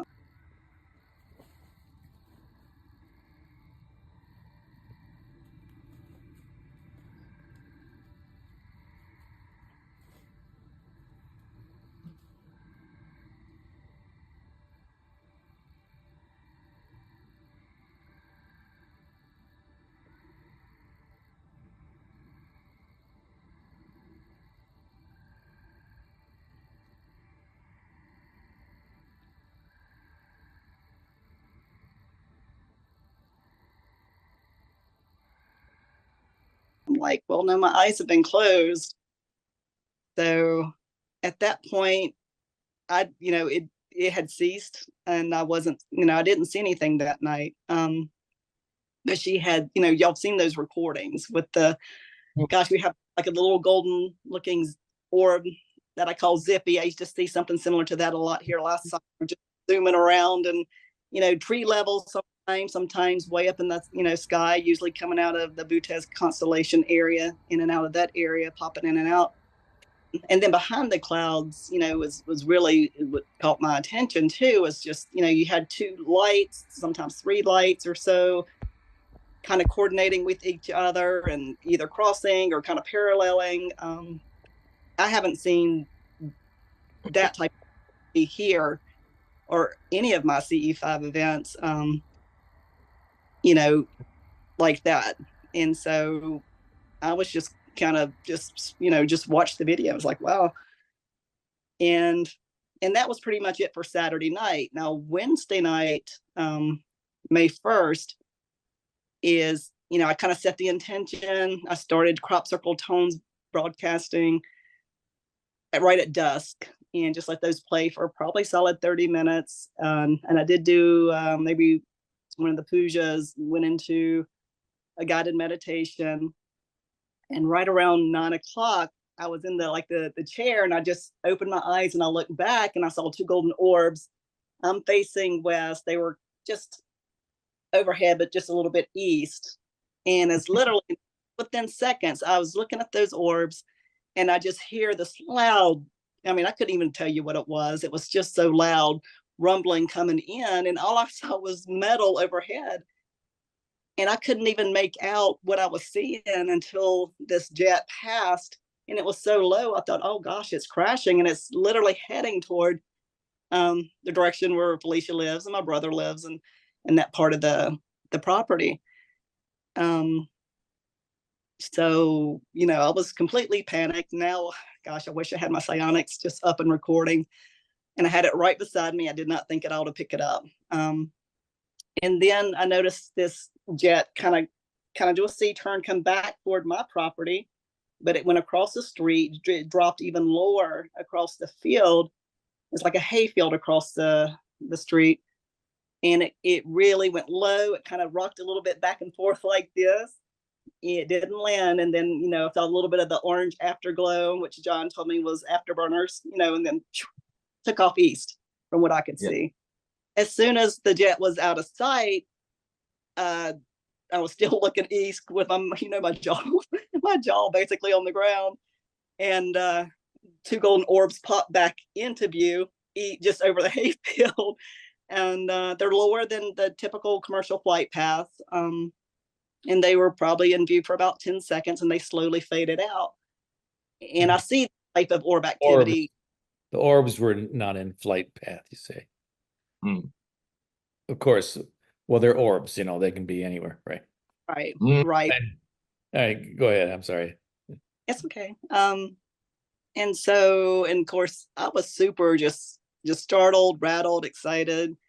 And I was calling Felicia. I was like, you know, and are you outside? Are you outside? Did y'all hear that? And she's like, she must, I don't know what she was doing. She didn't hear it, but my brother's in the background. He's like, yeah, did you hear a military jet or fighter jet fly over?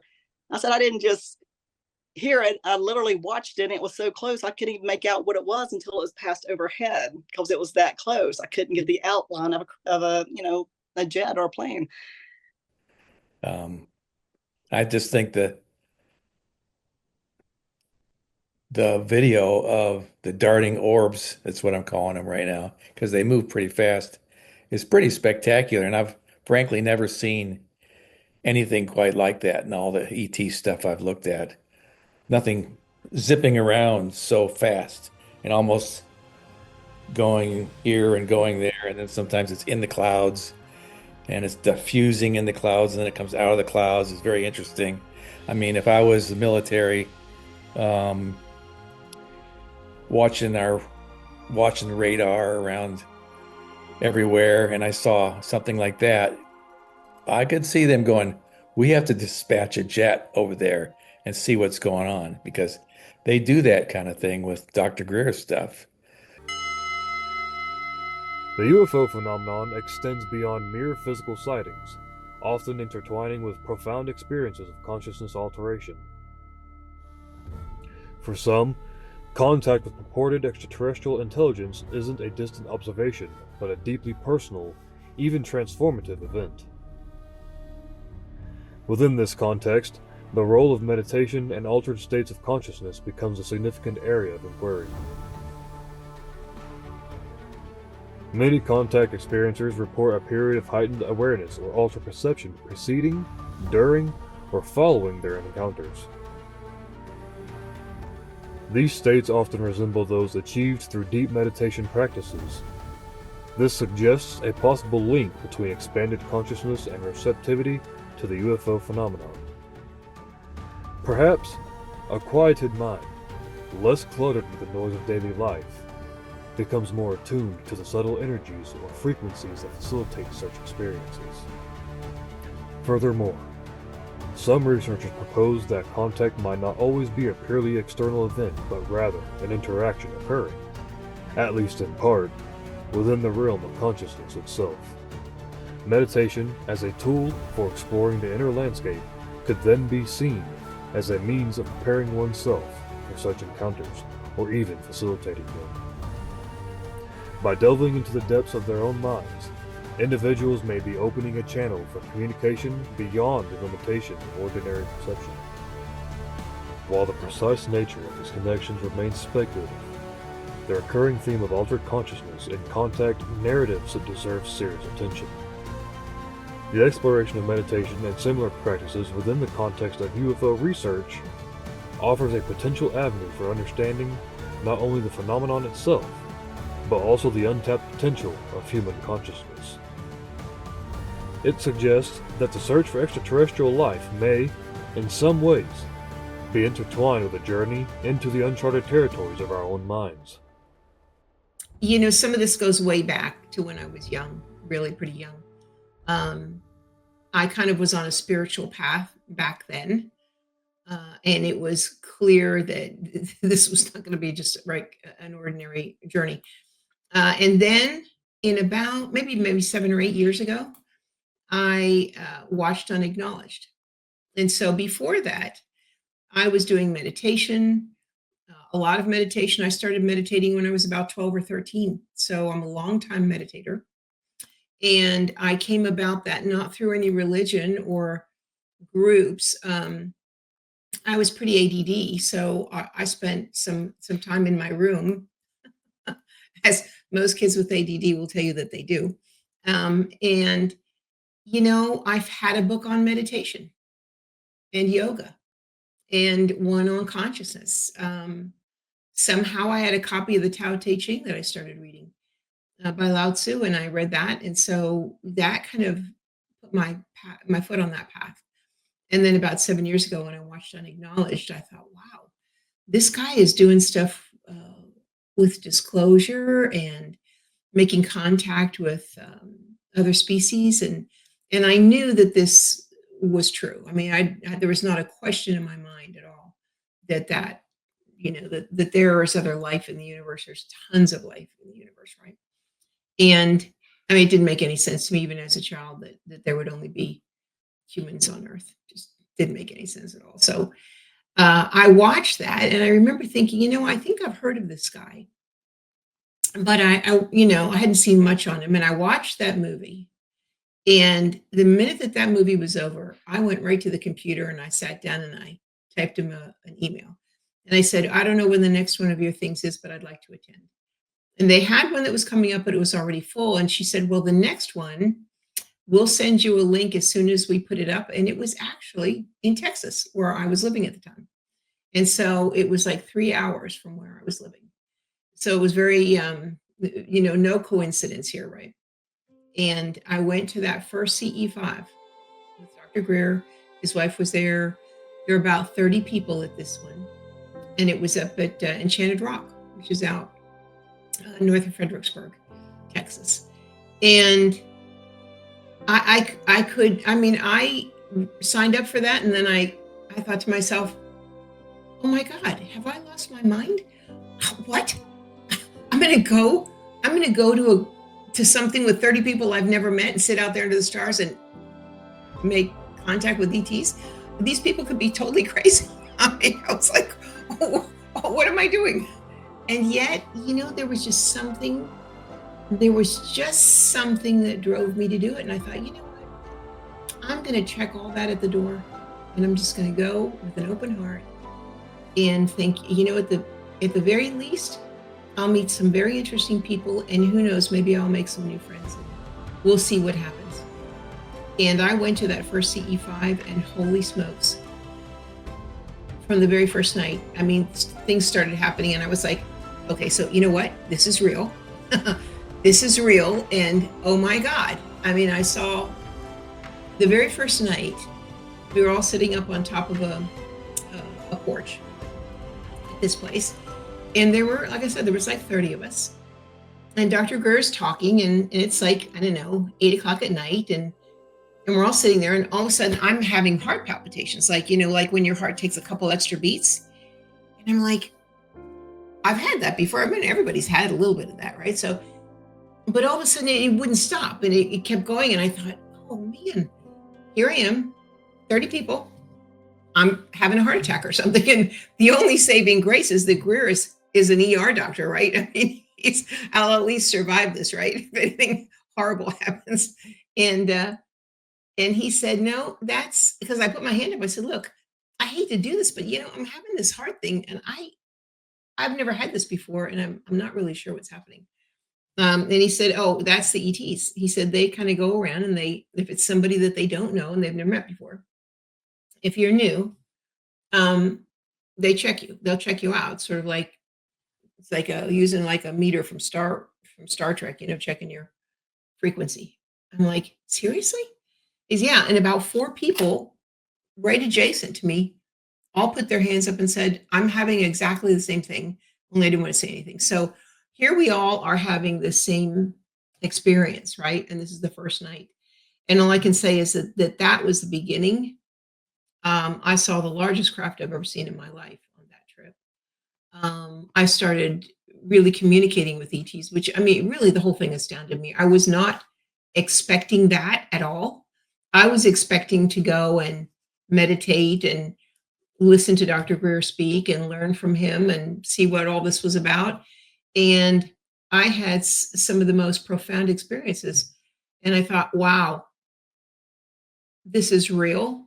And okay, now I need to look at this seriously because it was no longer just a belief that we were not alone in the universe and that there are beings here and that you can communicate with them. It became an absolute knowing without a question of a doubt. Boom, done. And that I had already been studying consciousness for quite a while.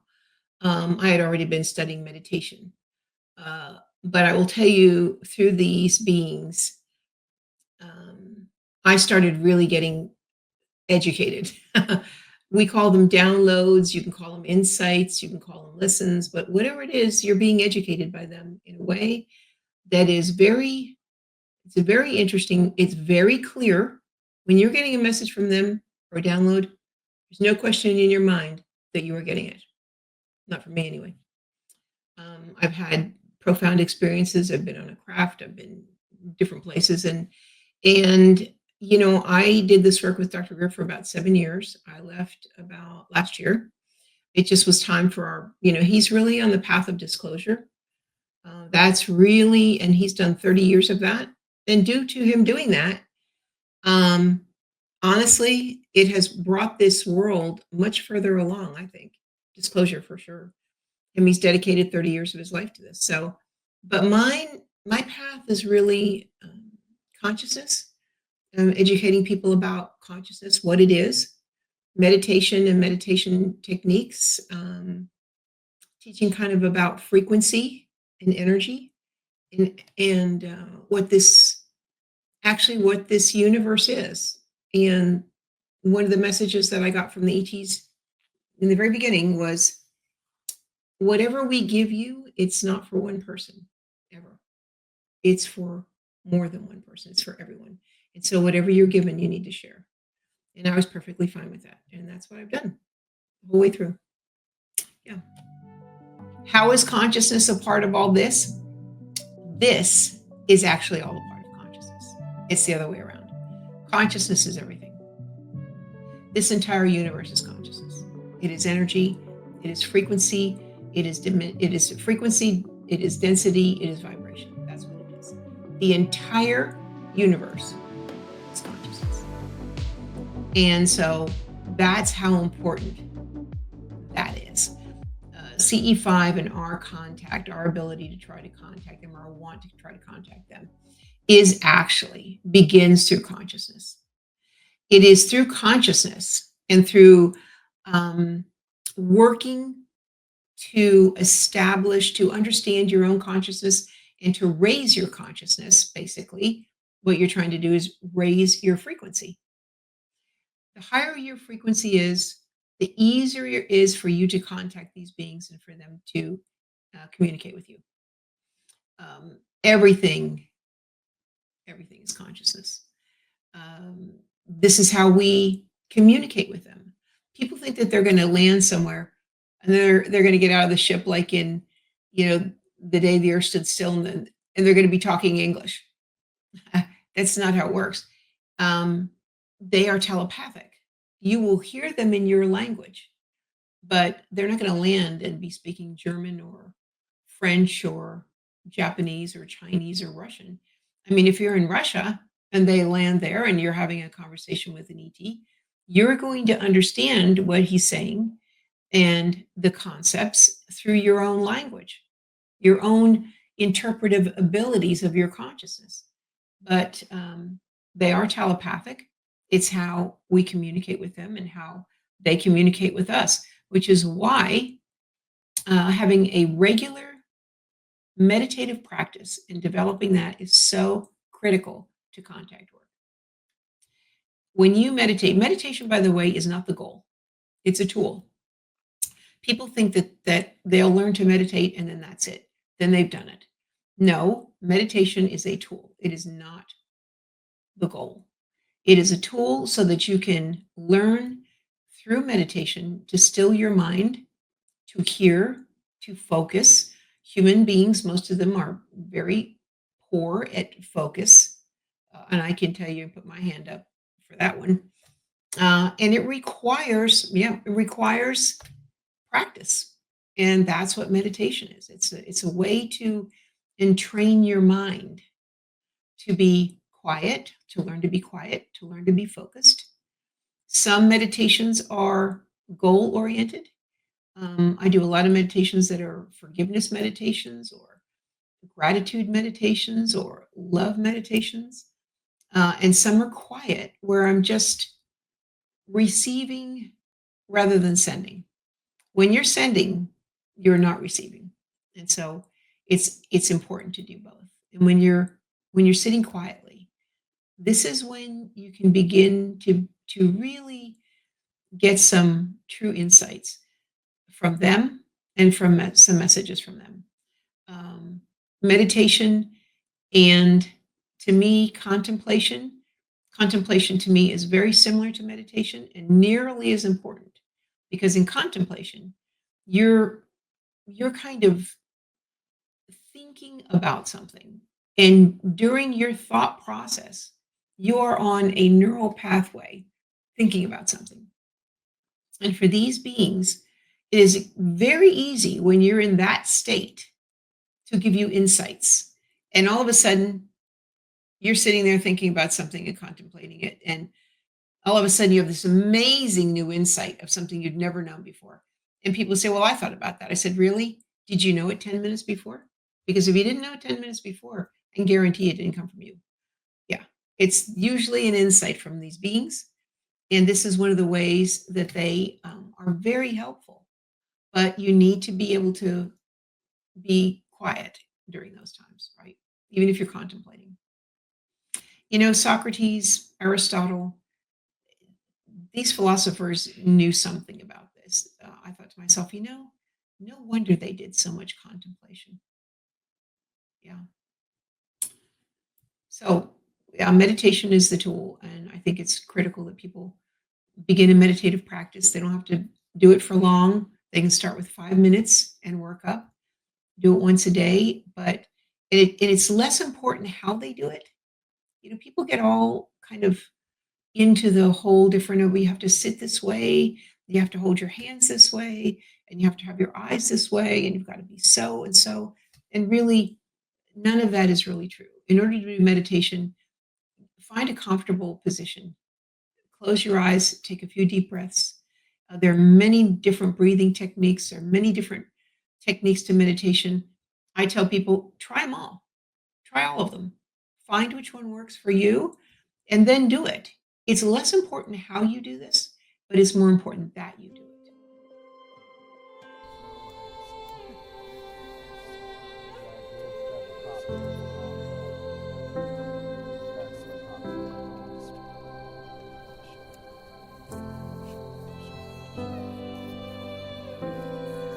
Under the velvety expanse of the night sky, the CE5 group convened once more on November 6, 2024, their hearts set on establishing contact with our cosmic neighbors. Mark Hagerling, a familiar presence, guided the evening's endeavors. The session commenced with a sequence of resonant tones, their origins traced to the heart of a crop circle, setting an ethereal ambiance.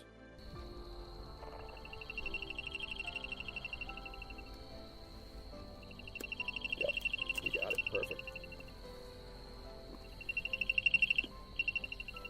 Even if they didn't do anything, it just sounds really cool.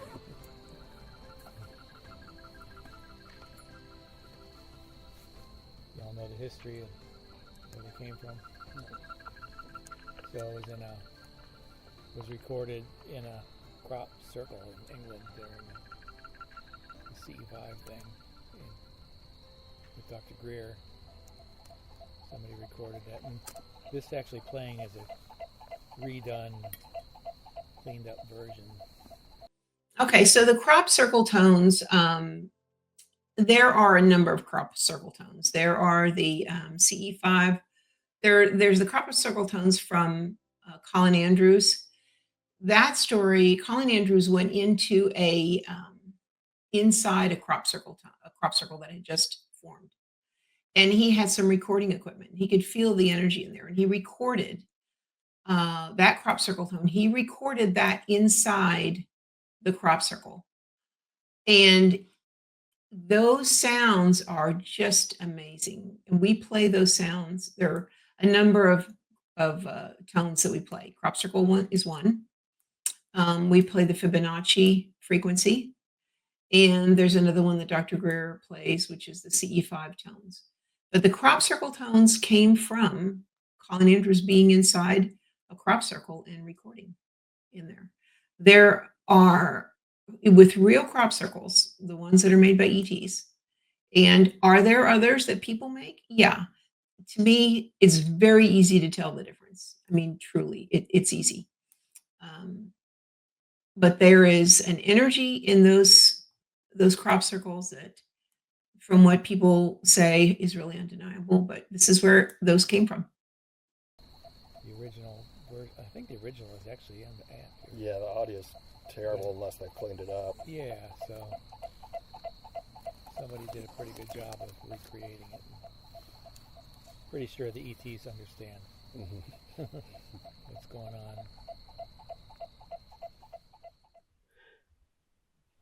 The sonic prelude paved the way for the sacred puja ceremony, a ritual of reverence and connection. So I thought I'd play a recording of the puja first. We haven't done that a whole lot. Guess you all know. Are you familiar with the puja? No. Okay, so Dr. Greer likes to do it at all of his events. It's a very old ceremony, he believes, and it's in Sanskrit, so it's very old. It's so old that he believes it was actually started off planet. Now, puja. The puja this causes people a lot of angst. First of all, they think that the puja is a religious ceremony. It is not.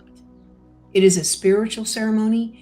It is a ceremony that is used by different religions, but it is gratitude. It's a ceremony of gratitude.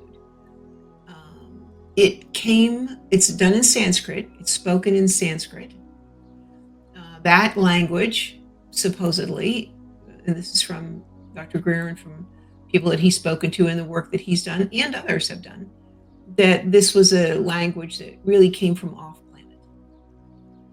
The puja that we do is called the Guru Puja. And that puja is sort of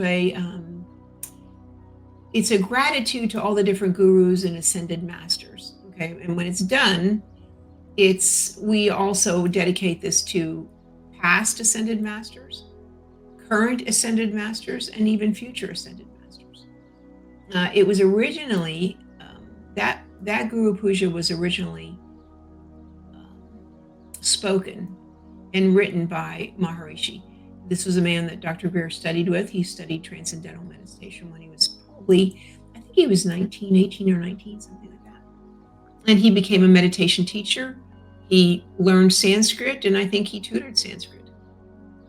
So that is what the puja is. It's recited in Sanskrit. During the puja, there are different offerings. There's fruit and a candle, there's incense, there's rice, there's water, there's sandalwood. There are a lot of flowers, a lot of different things. And it takes about, I'm going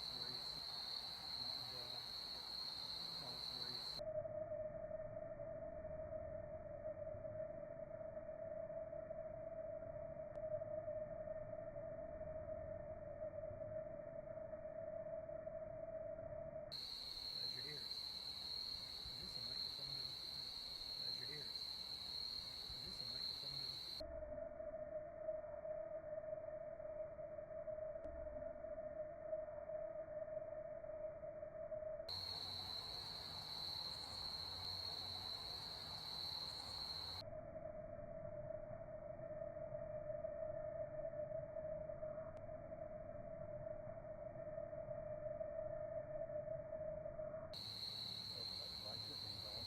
a fleeting presence darting across the night sky. Its swift, erratic movements were punctuated by sharp turns, defying easy explanation.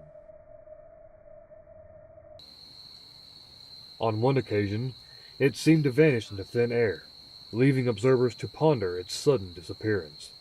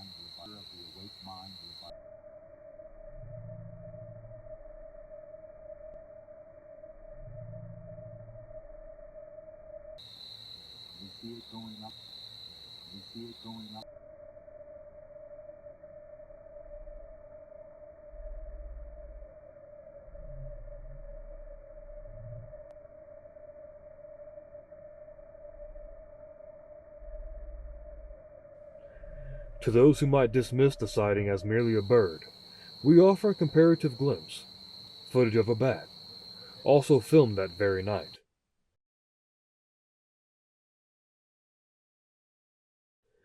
The differences are striking, in size, in shape, and most notably, in speed. Yet, when this new footage is compared to the anomalous recordings from April 6, 2024, a compelling resemblance begins to emerge.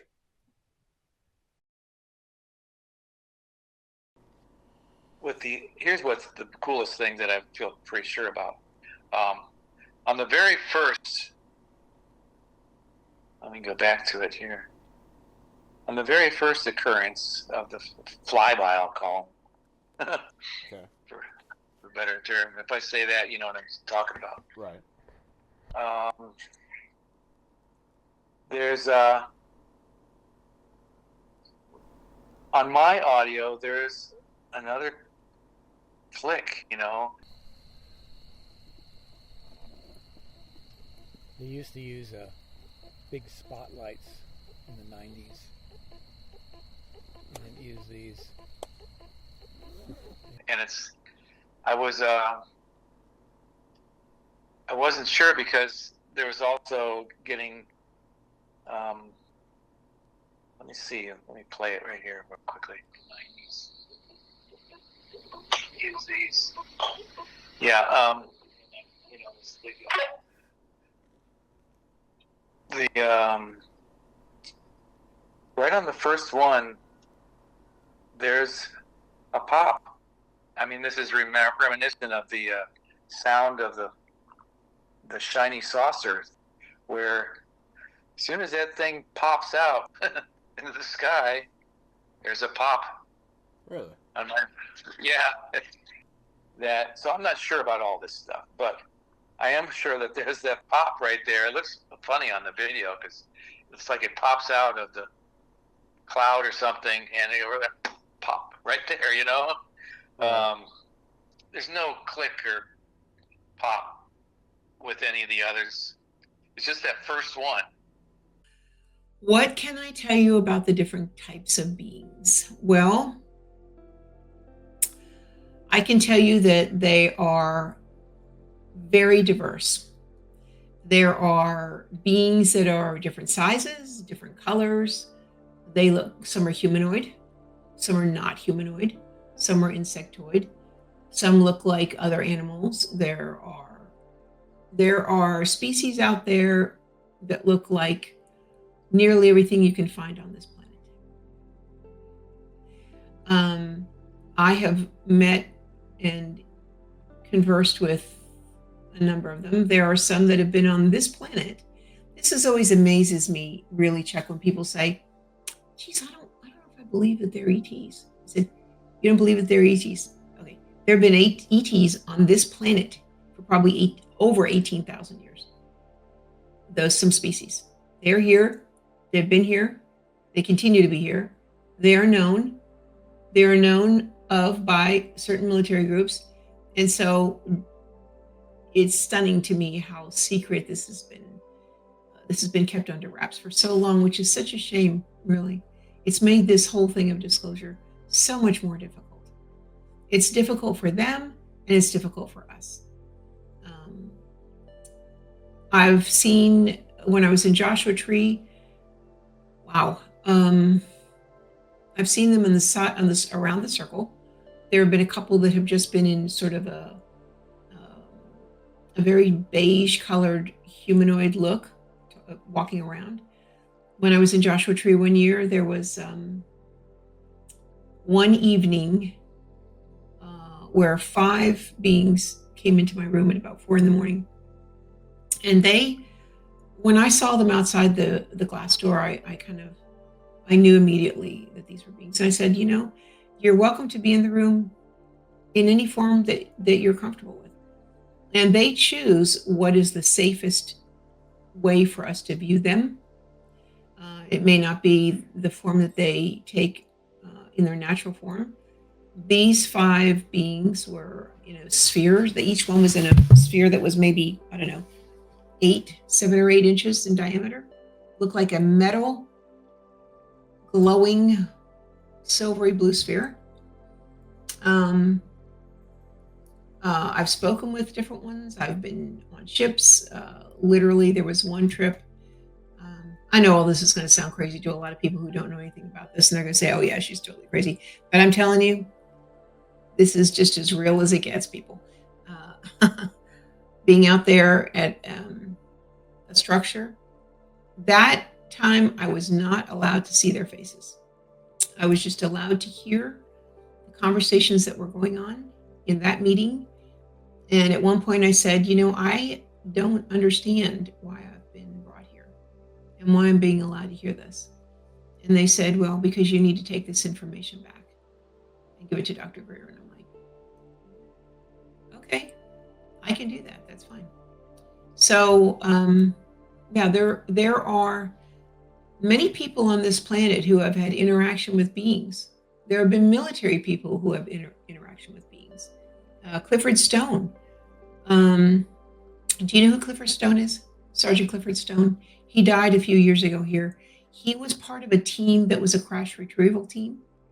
And he was trained in offering emergency medical services to any beings that were still alive. You can get his book. The name of it is called Eyes Only. And he, from a young person, had an ET that he was in contact with. And so the powers that be knew this. And it was one of the reasons why he was picked in the military to be on a crash retrieval team. At that time, they had medical training for, I think, 6 or 7 different species that they knew were here quite often. And they had medical kits for each one of those types of beings, so that if there were any alive, that they could offer assistance. And he talks about that in his book, what some of them look like. Yeah, so I hope that helps to answer me. Really, there are some that look like cats. There are some that look like humanoids. There are some that look like insectoid beings. But the one thing that I try to remind people is, look, if you understand that every single person on the face of this earth is at their core a divine being, inside there, if you take off all the personality and what people look like or what color they are, how tall they are, or where they live or what language they speak, underneath there you have a divine being, a divine light being. And people do not take that next step to understand that every one of these ETs that you meet or we talk about, or that are out there on their planet or on their ship or in their galaxy or in their solar system, they are exactly the same. Take off that they're a different color, that they look different, that they may look totally different than us. They may have different eyes. They may have a different nose. They may not even have a nose. I mean, they may have different ears, mouths. But if you take all that off, you have a divine being there. And if we could ever get people to bridge this gap where they don't see everyone else as the other, then you remove the division and the separation of people. And then now you have something you can work with. Now you can come to an understanding with others. Now you can begin friendships and communication. And to me, that's one of the big things for CE5.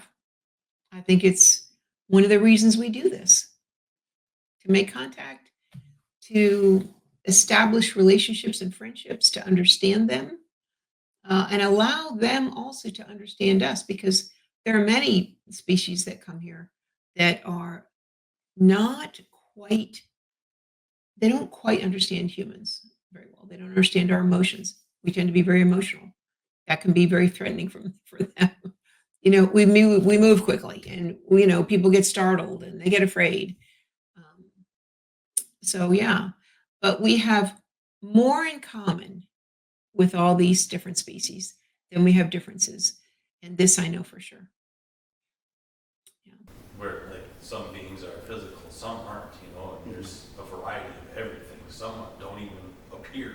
They're like an abstract thought, you know what I mean? So it's like you're dealing and encountering anything and everything. It's an infinite universe, so it's like a quintessential shade of the color blue. So Dr. Greer spends a good bit of time in his lectures explaining that, the cosmology kind of, for saying that we need to understand that well for when we do CE5, or else don't be confused. So who's first time at a CE5 event?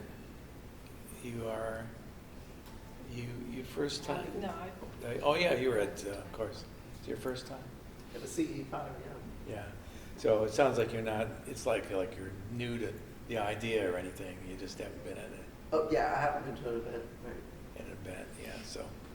So we talk about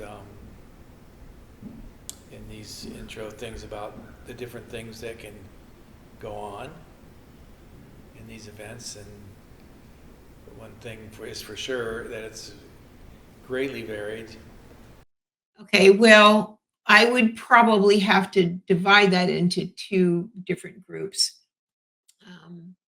One would be a group of people who are actively trying to make contact and are doing that on purpose, who are doing the protocols, who are meditating, who are reaching out, who are doing a CTS, which is a coherent thought sequencing, where you're saying, here's where I am. Here's our solar system. It's on the Orion arm of the Milky Way galaxy. Here's our star. We're on the third planet from the star. I'm in the northern hemisphere. This is what it looks like. This is where I live. That would be one group of people who are actively seeking contact. For those people, when they show up, I would say, if you're actively seeking contact, you should do some imaging work first. And imagine, really wrap your head around the fact that they may show up and you've reached out through consciousness and said, I would like to meet you. This is like you going next door to your neighbor's house and knocking on the door and saying, hey, I just thought I'd come over and introduce myself. Okay, well, imagine that you're doing that. And so if they show up, don't completely freak out and go screaming down the street, because this is counterproductive. First of all, they're going to be, believe me, they're going to be running the other way, really. That's how it works. And they don't want to frighten anyone. They don't want to startle people. And then there's the other group where it just spontaneously happens, where they're not out there doing protocols and they're not really trying to make contact, and spontaneously contact happens. Why does that happen? Well, I have some thoughts on it. I'm sure everybody has a few thoughts on it. Some people tend to come to these lives with a little bit more of a consciousness edge, you could call it, right? They come in with a little bit more of a higher consciousness. Or these may be people who are actively, through spirituality, working on their frequency, raising it, and raising it, thoughts of love and compassion and gratitude and friendship and kindness and all the things that we could put under the heading of divine energies. So those people who are working on that have a higher frequency anyway.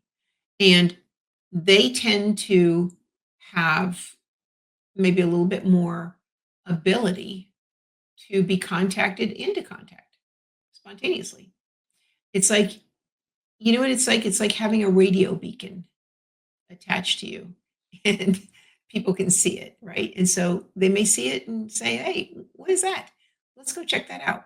Or you may be part of the plan. You may have come here as part of the plan of whatever's going on right now.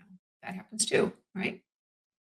Now, absent all of that, and there's just this spontaneous thing, it would be very difficult for the average human being to not, at the very least, be startled, right? Because that's our first thing. We become startled, then becomes fear, and then becomes paralyzed, like, oh my God, what is this? I would say to people, try not to do that, but it's almost impossible for most people not to do that when it's something that they might see it as something threatening. Usually I try to, when I meet people and we're talking about this subject, I'm like, you know what, try to develop a little bit of discernment. And what is discernment? It's sort of like developing a yardstick. And part of what's on that yardstick is stuff that you already know and you're already comfortable with, and you can already feel like when you meet someone and they're smiling and you kind of get a feeling like, you know what, that seems like a pretty good person, or I get a good feeling from that person, or a good vibration. Back in the 60s was like all good vibes and stuff. It's that, right? It's kind of developing an ability to feel into energy. And that is what a lot of discernment is about. Everybody listening to this would know that they've met some people and there are red flags. I mean, you know it, you feel it right away. Like, oh, that's a red flag. Okay, well, you might want to say that might not be something you walk towards, right? And that is part of discernment. And so I personally have spent years developing discernment. I think it's very important. You don't have to be expert at it. You don't have to contort yourself in any kind of way. You don't even have to really take courses on this. You just need to, for a moment, quiet your mind when you're in a situation, if you can, and just look at it for a moment. What do you feel? Do you feel a threat? Do you feel affection? Do you feel friendship? Do you feel something peaceful? These are the kinds of things to begin. People should be doing this anyway, I think. I think they should be doing it in every situation that they're in on this planet, very especially, right? When you meet someone new, it would always be a good idea to kind of feel into that situation, see what you get. And that's how you practice this. And so if somebody has any discernment in a situation that is spontaneous, comes from out of nowhere, if they have the presence of mind to stop for a moment and feel the energy, that's the beginning of discernment in that situation. And if you're meditating, that begins to develop pretty quickly. So that's what I would tell you. I mean, in fear, it's very, very difficult. We had a woman who came to our CE5 in Dallas Fort Worth, and we, before we did the CE5, the week before, people were asked to meditate, do some, sorry, I have a dog walking around here. Come on, go sit down. To have, sit and meditate and do CTS and kind of reach out and say, this is where we're going to be on Saturday night between these hours. And so there was one woman who was doing that. I have to watch my time here, but there was one woman who was doing that like Thursday night or something, and she's meditating, and she goes to sleep and she gets up at like 3 a.m. and to go to the bathroom. She comes out and there are 3 ETs standing in her hallway. And they said, we saw your energy earlier tonight and we thought we'd come see what this is about. And she said, oh, no, You have the wrong night. It's not tonight, it's next Saturday. I was like, and that's what you said? I was like, oh, wow. It was really very funny. She said she was really startled, and they said, we're sorry, we didn't mean to startle you. We just thought we would, they guess they could see her energy signature. And they thought they'd come check it out. And they said, we're sorry to startle you. We didn't mean to startle you. And she said, no, I'm not afraid. She said, I just was startled. And yeah, I was doing that to let you know that we're going to do that on Saturday, and not here, somewhere else. And I said to her, and then what? So then she got extremely tired. She said she got so tired she couldn't keep her eyes open. And typically that happens often in contact experiences. You can be very tired and go to sleep. The time that they were in my room in Joshua Tree, I'm sitting there on the edge of the bed looking at these 5 beings, and I'm like, holy cow, like, wow. And I was, of course, honored to have them in there. And then the next thing you know, I'm so tired I can't keep my eyes open. I literally could not stay awake. And the next thing you know, I'm waking up. It's the next morning. I'm in my bed. I have no idea how I got there. I'm actually in my bed. And I'm thinking, oh my gosh, did I fall asleep? How could I possibly have done something like that? With 5 beings in my room, what an opportunity. And what, I didn't get to ask them anything? I didn't get to ask them anything, talk it out? Oh my God. And then I stood up and I took a couple of steps, and I realized that my knee was fixed. I'd had a bad knee since I was 15. I was like, oh my God, now I get it. And of course, I went out, and Dr. Greer, we were all sharing a house with Dr. Greer, and I said, oh my God, you can't believe what happened. I said, I fell asleep, and said, and then I get up and my knee's fixed. He says, well, you didn't fall asleep, Pat. They anesthetized you so they could fix your knee. I'm like, and thank you, God. And so, yeah, what she experienced is fairly common sometimes. That's a technology. And actually, it's a technology now that we also have. That technology exists on this planet. I know people are going to look at me and say, oh, yeah, no, I can tell you that it is. It's but on this planet, it's weaponized. It's kind of called neural weaponry, neural consciousness weaponry. But I just think we're in a spot where it looks like something's going to happen, kinetic in a good way. Now there's no going back. People say, well, I said, look, let me just tell you something about this path and this journey. First of all, the path is very straight and narrow. And it's easy to get bumped off of it by going down rabbit holes that you're going to find online everywhere. So I always caution people, be careful about the rabbit holes. There's a lot of misinformation and there's a lot of disinformation out there, a lot of it. I find few people who really understand this and have taken the time to be exact about it. But I also tell people, look, once this door is open, there's just no closing it. It just doesn't work that way. Once the door is open and you're awake, then it begins. The most important thing on the planet, on the face of this planet, the most important thing that anybody on this planet can do, because people say, well, how can I help? I'll tell you how you can help. You don't have to do anything huge. You don't have to do anything massive. You don't have to become some big guru of something. What you need to do is work on yourself. What you need to do is understand consciousness, meditate, raise your frequency, raise your consciousness. That is what you're here for anyway. And if you do that, you help every single person on this planet. You help the entire planet. You help everybody, including yourself. So that is what I would say. Do not forget that. And it is the simplest. None of this, the most profound things in life are always the simplest. And they're that way for a reason, so that we can actually do this, right? Meditate, raise your frequency, become a more loving person, monitor your thoughts, Monitor your words that come out of your mouth. Every word has a frequency. Every thought has a frequency. If you're thinking good thoughts and loving thoughts and kind thoughts, they go out everywhere across this entire planet, and they go out past the planet into the solar system, into the universe. They keep on going. They're still out there going somewhere.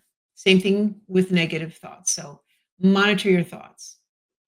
Do positive thoughts. If you find you're doing a negative thought, stop and think a positive thought. Begin to understand consciousness and raise your frequency. Monitor your thoughts. You know what? That old Beatles song, all you need is love, love is all you need. It is the single most important frequency on this planet. And it is the one that everybody overlooks. It's the one everybody overlooks.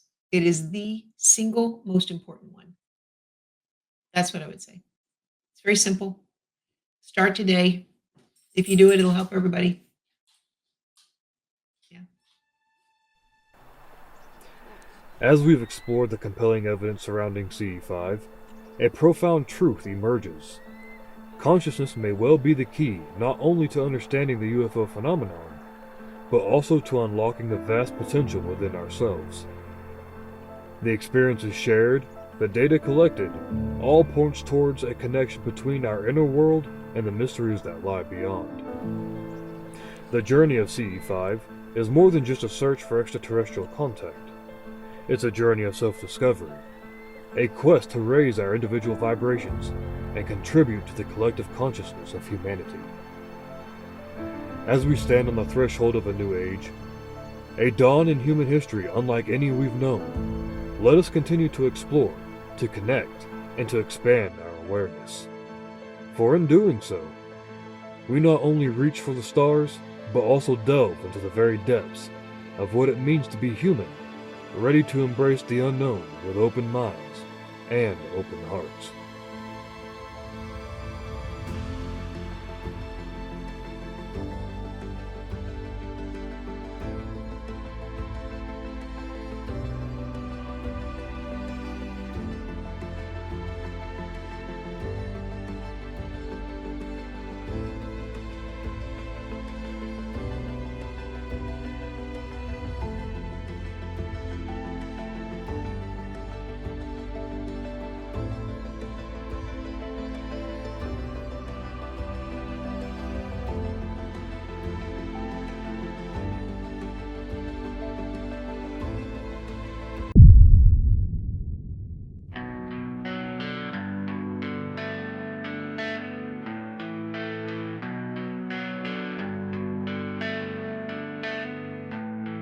From shadows deep he wanders lost,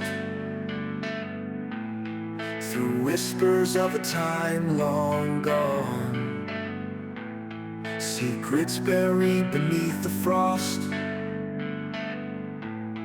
His heart beats while led by the dawn. Scrolls of old with ink still dry, mystic symbols guide his way. Stars align beneath the sky.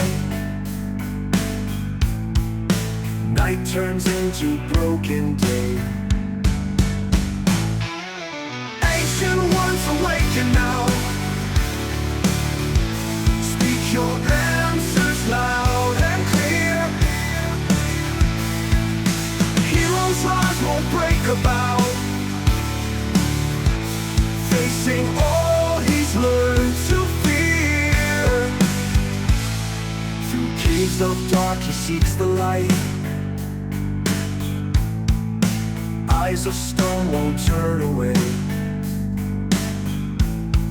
And echoes call in the silent night.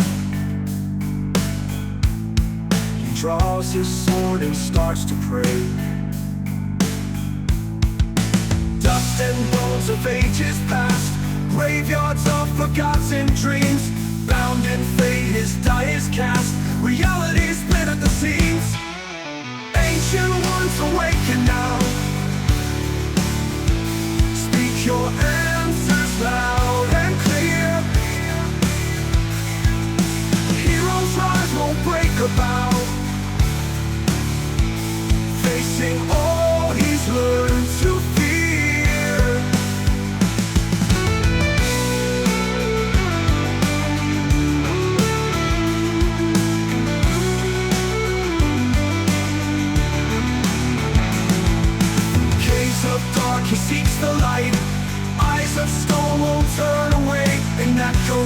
in the silent night, he draws his sword and starts to pray. Dust and bones of ages past, graveyards of forgotten dreams. Bound in fate, his die is cast, reality split at the seams. Ancient ones awaken now, speak your answers loud and clear. Heroes rise, won't break about, facing all he's learned to fear. Nothing fear, learn to fear. Learn to fear, learn to fear.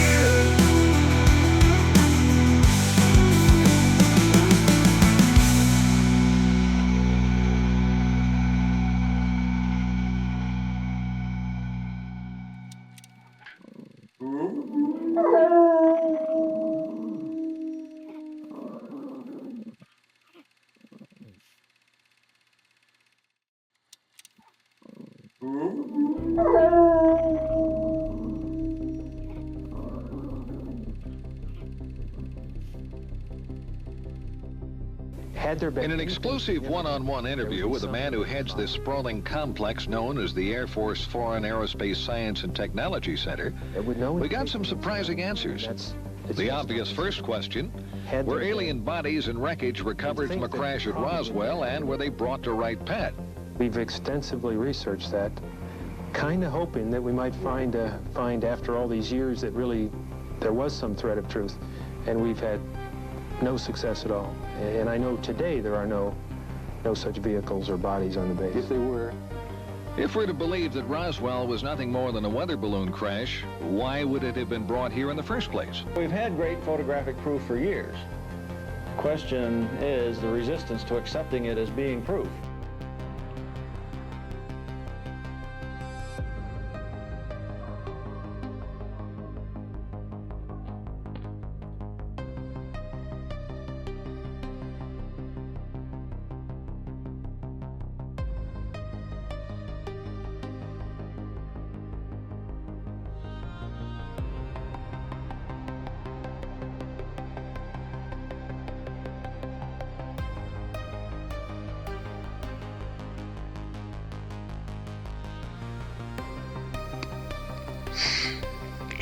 Skeptics have often said, you know, if this stuff were real, you would have photos and videos.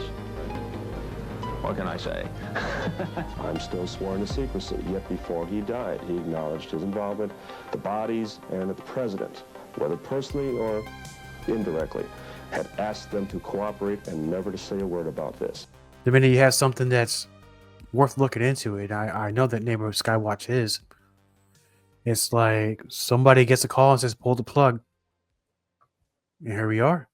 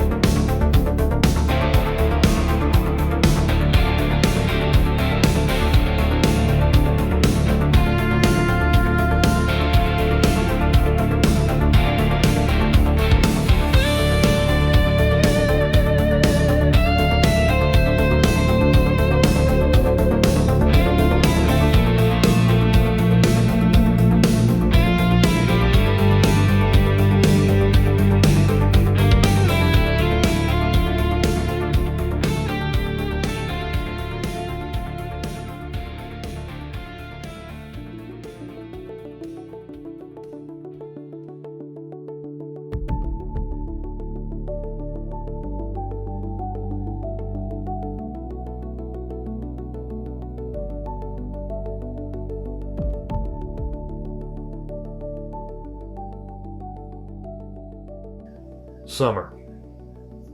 It's a word that sparks a feeling of freedom, a longing for adventure. It's the time we trade the familiar for the unknown, venturing out to create new stories and chase unforgettable moments. The sun-drenched days blur into warm, endless nights, and under the gentle glow of the moon, something truly magical happens.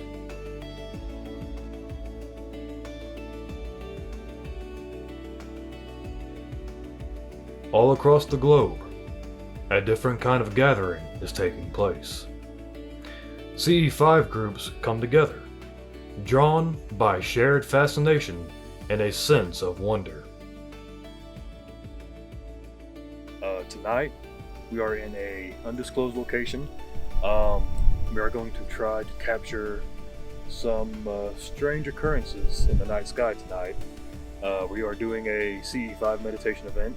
We got a thermal imaging camera set up and got a couple other cameras about to go for us. And we're out here in this beautiful open field, and we're going to see what we can capture, if anything at all, and try to record it for all you see out there. There is quite a lot going through my head right now. I'm going to try to keep my frequency up, as everybody has been talking about. I've been told that the balls of light that float around above us and near us and all that, they're a very playful sort. I'm going to try to be just like that, have a good time tonight. And if I'm able to see, sense, hear, or feel anything, it's going to be hard to believe at first, but if it keeps on happening, I'm going to be like, yeah, this is pretty interesting.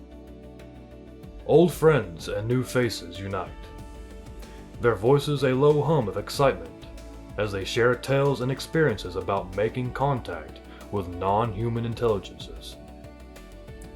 This is a community built on curiosity and a belief that we are not alone. This year, the energy was particularly electric.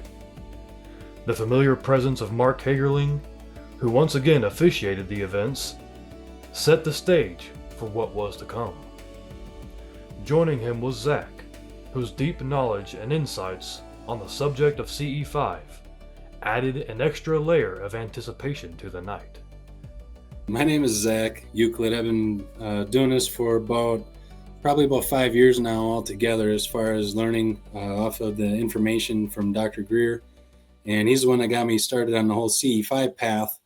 And basically, I was watching Ancient Aliens and I was curious, like, how is all this stuff possible? How are they building these pyramids and making these ancient temples out of one stone? And, how are they doing all of this stuff? That basically led me down the path of geometry and physics. And that's what led me to Dr. Greer. And initially, I wasn't interested in knowing, I wasn't sure, I was pretty sure there was other life out in the universe, but my main goal was just understanding how these ancient megaliths and things were possible. And then Dr. Greer kind of put those pieces together with the information that he had, and that led me into, well, holy cow, people are actually already making contact with these beings, and they do know these things. All right, so there is some cover-up going on. And then I found out how to make contact through Dr. Greer, and he taught us all CE5 and everything. And that's basically what got me down this path. It wasn't my initial idea to start making contact with beings, but now that I understand it all, I really enjoy it. And it really helped me learn how the universe works and all the math and science behind it. And that's really where my interest started. The evening started like any other, filled with shared hope and quiet reverence. But little did we know, we were on the brink of an incredible journey. Over the next 2 months, a series of mind-bending events would unfold, culminating in the most compelling evidence we've ever gathered. It was a summer that would change everything. A journey into the stars that brought us closer to the truth than ever before. Always need to learn these things at the beginning. It's fairly cloudy-ish tonight, but if it was clear in the evening at the beginning of these things, right after it gets dark, because it's when you see the satellites. So you see satellites after dark for a while, for an hour or two. And that's because the sun has only just gone down, but it's still shining up above on the satellites. It's not too far down over the horizon. And it will light them up for a while until it gets too far down, then it won't hit the satellites anymore. That's how that works. Yeah. You ever wondered? Well, we get a lot of them.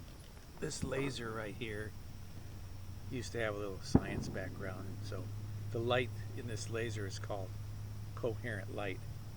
So and it's the reason why it's so powerful and straight, because instead of different waves going sort of in the same direction but kind of all different sizes and directions and stuff, all the waves in the light that's coherent are all synced together like this, you know.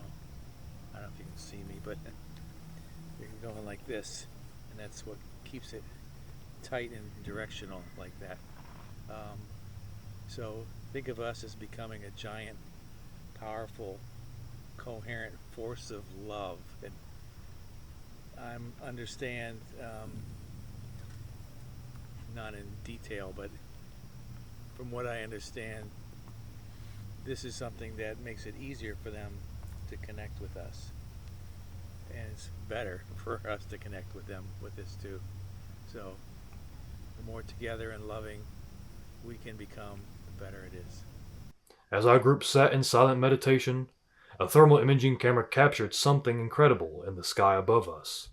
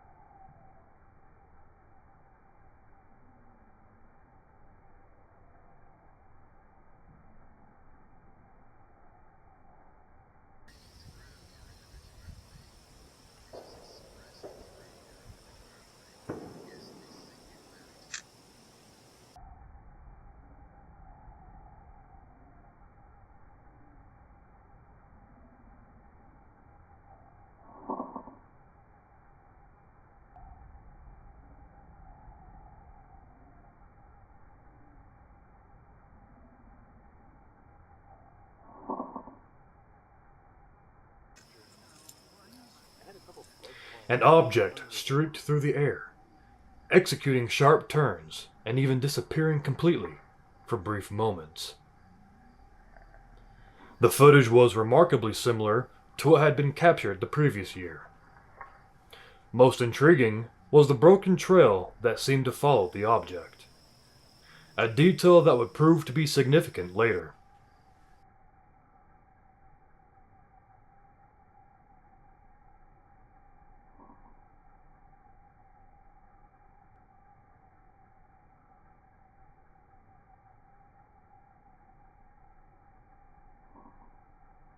As the night ended, we said our goodbyes, buzzing with excitement and eager to return the following month. I love it so far. I mean, sitting there, I was listening to Steven, doing his talk right there, and I was really trying to project, you know, like I was getting the details of our landscape. I was getting the shape of America. I was following everything he was saying to do.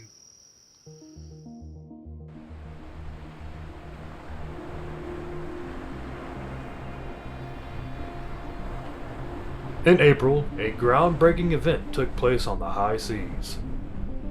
For the first time ever, a CE5 expedition was held on a cruise ship.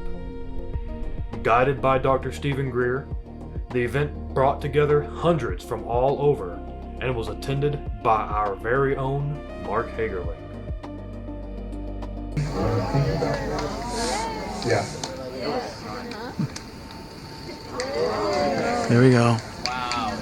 It's not Are the cameras working anymore, or are they still You see that? It's not moving. Oh, It's wow. staying stationary. It's like the one that came over. And the shooting star's right here.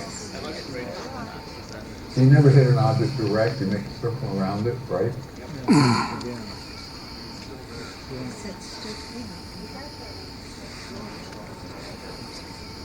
And then it's so bright. By the way, if it were a dark night away from the lights of the ship and that moon, it would be that would be very bright. It would be very, very bright. What direction is it looking in there? That must be northeast. Yep. Yep. It is 60 Yeah, it's degrees. east northeast at about 40 degrees.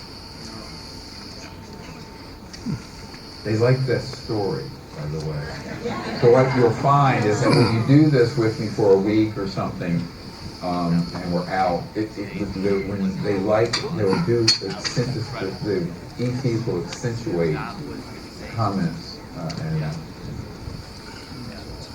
well, it must have happened what, 4 times? Yeah, about 4 or 5 times. Now during the quiet meditation before, there were 4 different objects in the Big Dipper, and one that came on and off right above us. But this, I was told from some people that behind me, I can't look that way, that there were a number of these objects. They're quick.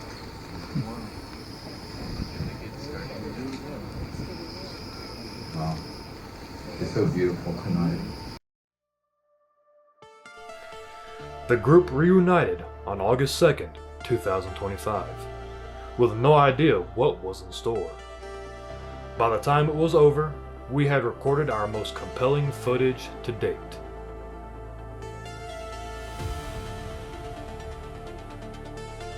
A storm was brewing outside, but that didn't stop anyone. The forecast called for rain, forcing everyone inside, just like last year. But if the previous year was any indication, the confined space and bad weather wouldn't stop the strange events that were sure to unfold. The group gathered in the small room. 2 standard cameras and a thermal imaging camera were set up to capture everything happening indoors. A Psionics night vision camera was positioned to watch the world outside, waiting to catch a glimpse of anything out of the ordinary in the dark. There was also an EMF meter and a Geiger counter. The stage was set. And here we are in a really cozy setting here inside. It's been raining outside and still kind of a little bit of stuff coming out from the sky. But this is nice. All right, so I was checking out another meditation. So I'm not going to use the same one I've been playing, but you probably heard it more than once. Yeah, probably. So I was digging on this one yesterday, and thought you guys might too.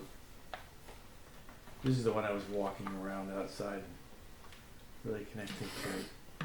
I had this mindset. Maybe you might try it. It seemed like it really locked me into remote viewing better. A skill that I'm still trying to master.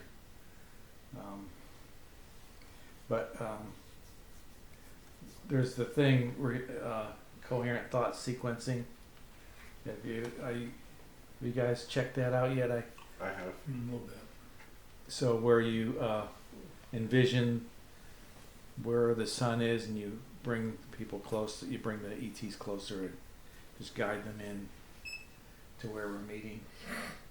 So I was trying it where I was envisioning myself on a saucer or a space vehicle, and I was actually flying from where I was started to the Earth, and then to the United States, and then to the Southwest. And it really was effective. I really felt like I was viewing the whole thing coming from my craft, and they were just kind of with me, you know, when I was guiding them all the way down to here. It's just an idea. You might try that and see how it feels for you. What you want to do is try to visualize whatever's out there and show it where you are here on Earth. I haven't watched this in a little bit. And it won't take that much longer. And you'll see it when it gets really close and everything.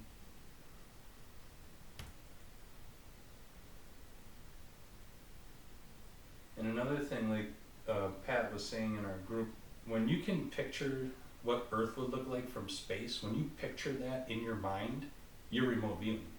It's that simple. So this is going to do that, where you can see Earth from space. This is basically what you're doing when you're remote viewing.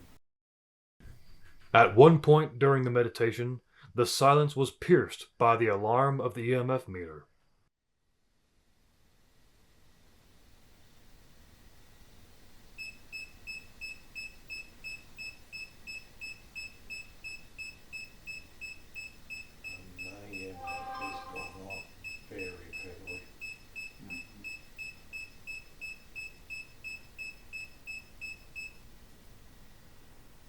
Moments after, a cell phone received a message, which could explain the sudden spike. This event, however, would come back into play later in the night. The meter continued to pick up spikes in the RF field throughout the session. A baseline reading was taken before the meditation began, with a reading of 0.0.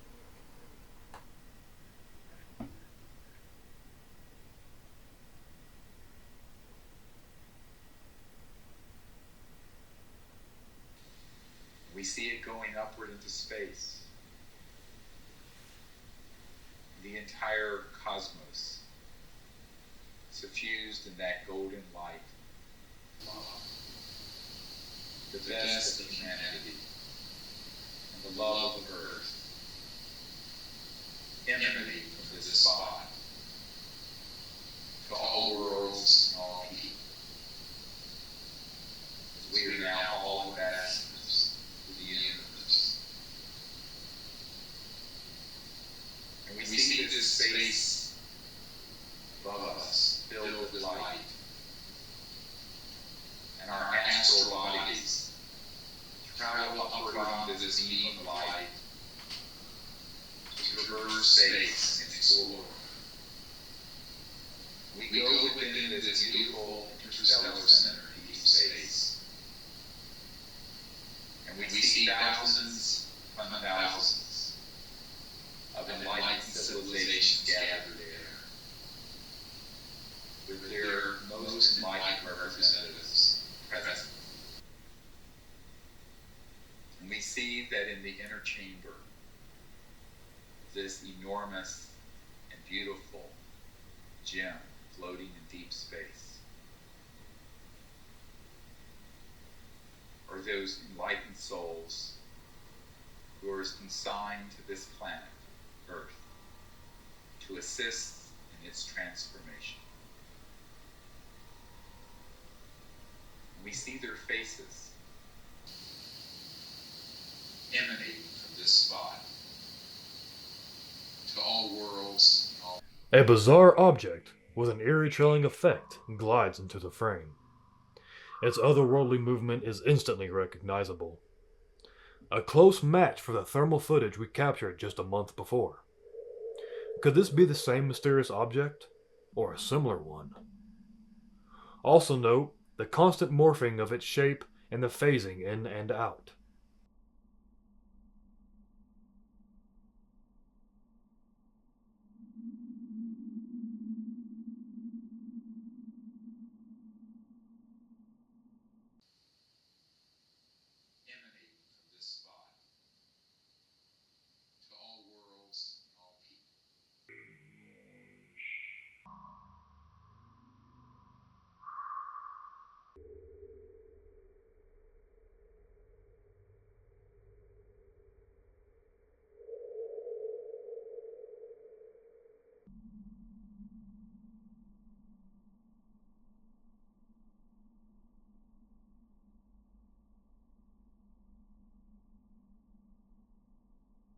As if the visual evidence wasn't enough, this time we have something more. At the exact moment the object appeared, a scientific instrument captured a measurement, providing us with a critical piece of objective data. This combination of stunning visuals and hard scientific numbers makes this the best evidence we've ever documented. But wait, there's more. The event was already underway when the object appeared, and 2 witnesses who were participating in the meditation session saw something incredible. Yeah, and during that I felt like I could see like this white orb in the corner bottom left of my eye, and it looked like somebody poked a finger into like a bubble, you know how they kind of do that, and then it went away. This was like right here, it just was like a bright bulb, and then it just kind of like pushed on it. With your eyes shut? Yeah. Yeah, it was pretty neat. And then it was like you seeing it through your eye? I guess. I don't know.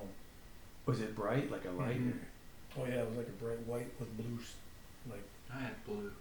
Blue in it. A lot of blue. Blue light pushed the finger shining in your eyes? It's moving around. Is this with your eyes closed? Yes. Yes. Wow.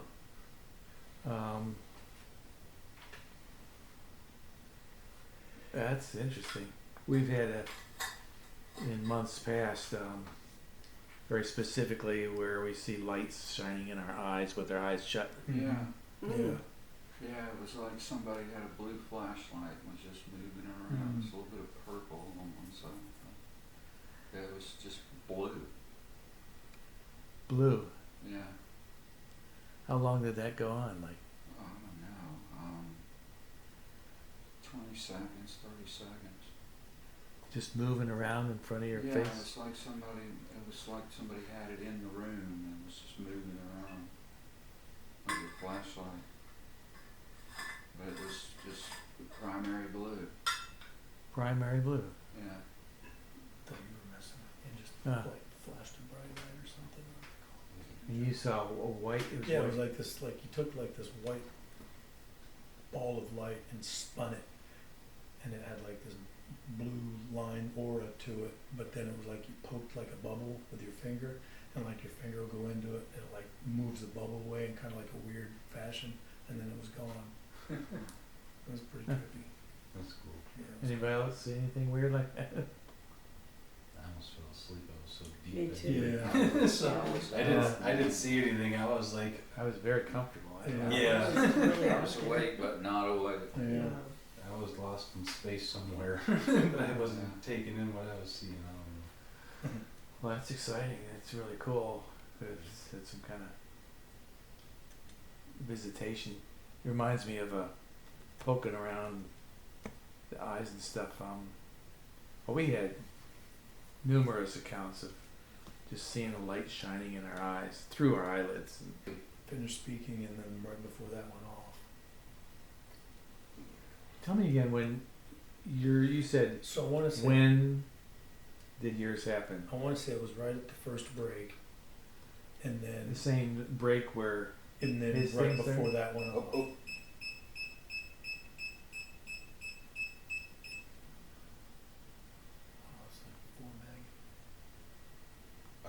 it was up in the 20s earlier. I just got mega goosebumps. So, you believe it started right at the break, which is also the same time that happened. Yeah, and then when I was just thinking about it, that thing goes off. So what? and this thing happened here. And was it at when the break began, or was it right before? I'd say right when it began, and then I felt that bright light, because I always like do this when I meditate, Yeah. and then that's when that thing went off, and then that's when the That bubble thing went away. off, and you were having that at the same time. Like nanoseconds apart. So it was like the break, then I saw this spinning bubble, somebody pushing like you would put a finger into a bubble and it like kind of puts the indentation. Yeah. And off it went, and then that thing went off. So that's like a good example of a little bit of high strangeness. Yeah, I mean it's You know, I'm open to anything. that happened. Yeah. But it happened when that happened. You know, and that happened. The machine did a thing. You know, that's gives it a lot more. It doesn't mean that things that aren't highly strange are not false. Right. You know, but something was, here, an energy, and the ETs. We used to, not we used to, but something that it just reminded me of is people would sometimes not complain, but comment that something was going on with their heart. Mm. You know, Pat would, her first experience with that was she was at her first thing, and she said, what's going on? And she didn't want to say anything because she thought, oh my God, I'm having a heart attack or something. The fluttery. It's a good thing I'm here with Dr. Greer. He's an emergency doctor. And she wasn't going to bring it up, then she finally did. And then Dr. Greer commented about how that the ETs, they like to come and check out people's hearts a lot of times. Certain ETs, they'll come and, I don't know what they're doing. They're coming and feeling your heart or something, what that means, but That's fascinating. it's a common thing, you know. So I don't know if that applies to you. It's a different thing, but Yeah, that's could have been neat because checking you out in I some could way. feel the or- flutter too. Like you mentioned that, it was like I was getting like flutters. You know. You But flut- you fluttered? Like little like flutters, like adrenaline rushes. You had that Mm-hmm. at the same time? Yeah, like right around the whole time I was meditating, I kept getting them on and off. But I get that when I meditate. I end up. So that's I not get new that. to you, though. So Not the fluttery. that's piece. I probably got not related. Probably not. But I don't know. Yeah. I don't walk on water, so it's possible. You kind of do. We all kind of do. Yeah, that's a true. little. That's Good. true. We're all on the ocean. That's true. And then very often, in fact, almost all the time, when there's one person experiences something, is somebody else experiences the same thing or something similar. And well, yours was blue, but you had an experience too. Yeah, it's not uncommon, and anything that takes place, you know, strong heartbeat, that's not uncommon when I meditate anyway. But I've never seen blue before. Yeah, I'm talking about the light stuff. The Oh eyes, yeah, the light. no, I've not seen that. You both before. saw It a seemed light like thing it around was your eyes. coming through my eyelids, and it was as bright as, like, it had to be in the room, but I'm sure, you know, I was just something that was going on. I was digging it. Could be the same folks that have been Yeah. visiting us. I've had it. I didn't speak up when it happened to a bunch of us. This is last year or the year before. And I'm the one that says to speak up. And I saw this light in my eyes and I didn't say anything. Yeah, I don't know if it's the same folks or not. It could be the same. I mean, it's been over several months, you know, over a couple of years. I mean, need to be the same. Maybe it's the same group. One of the things they found out too is the peripheral vision, the side of your eye, can actually see more into like the other dimensions than our straight normal eye.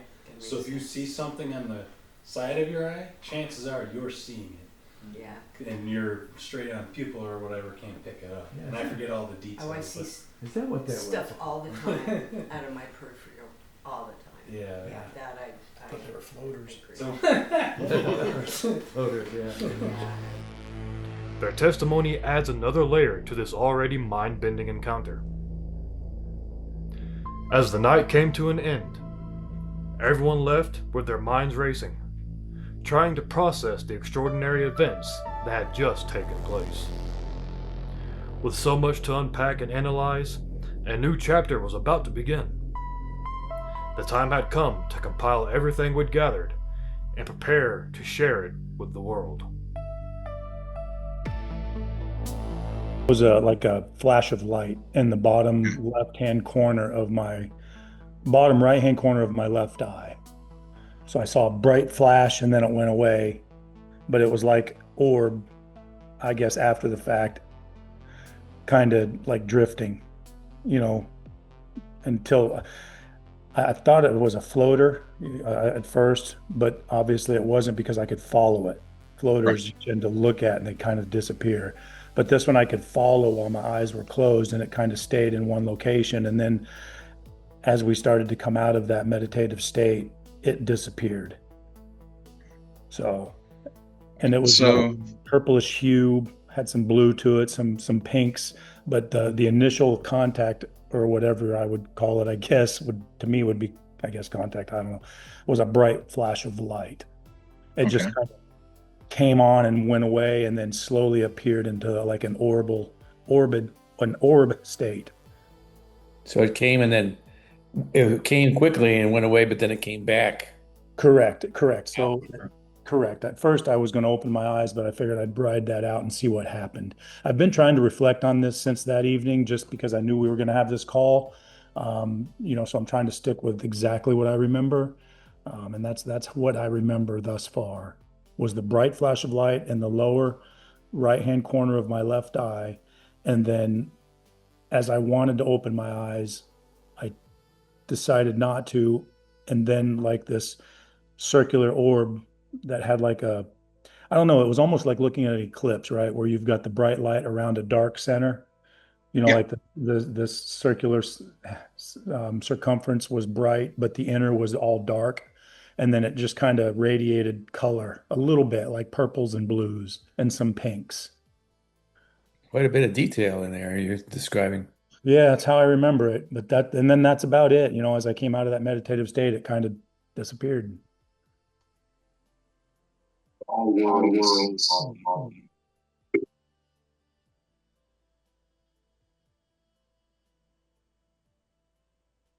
Huh.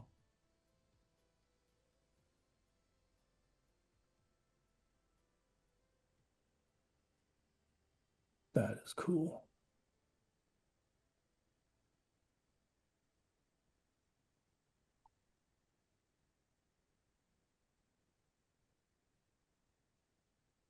Even the trace shows a darked out center as it moves.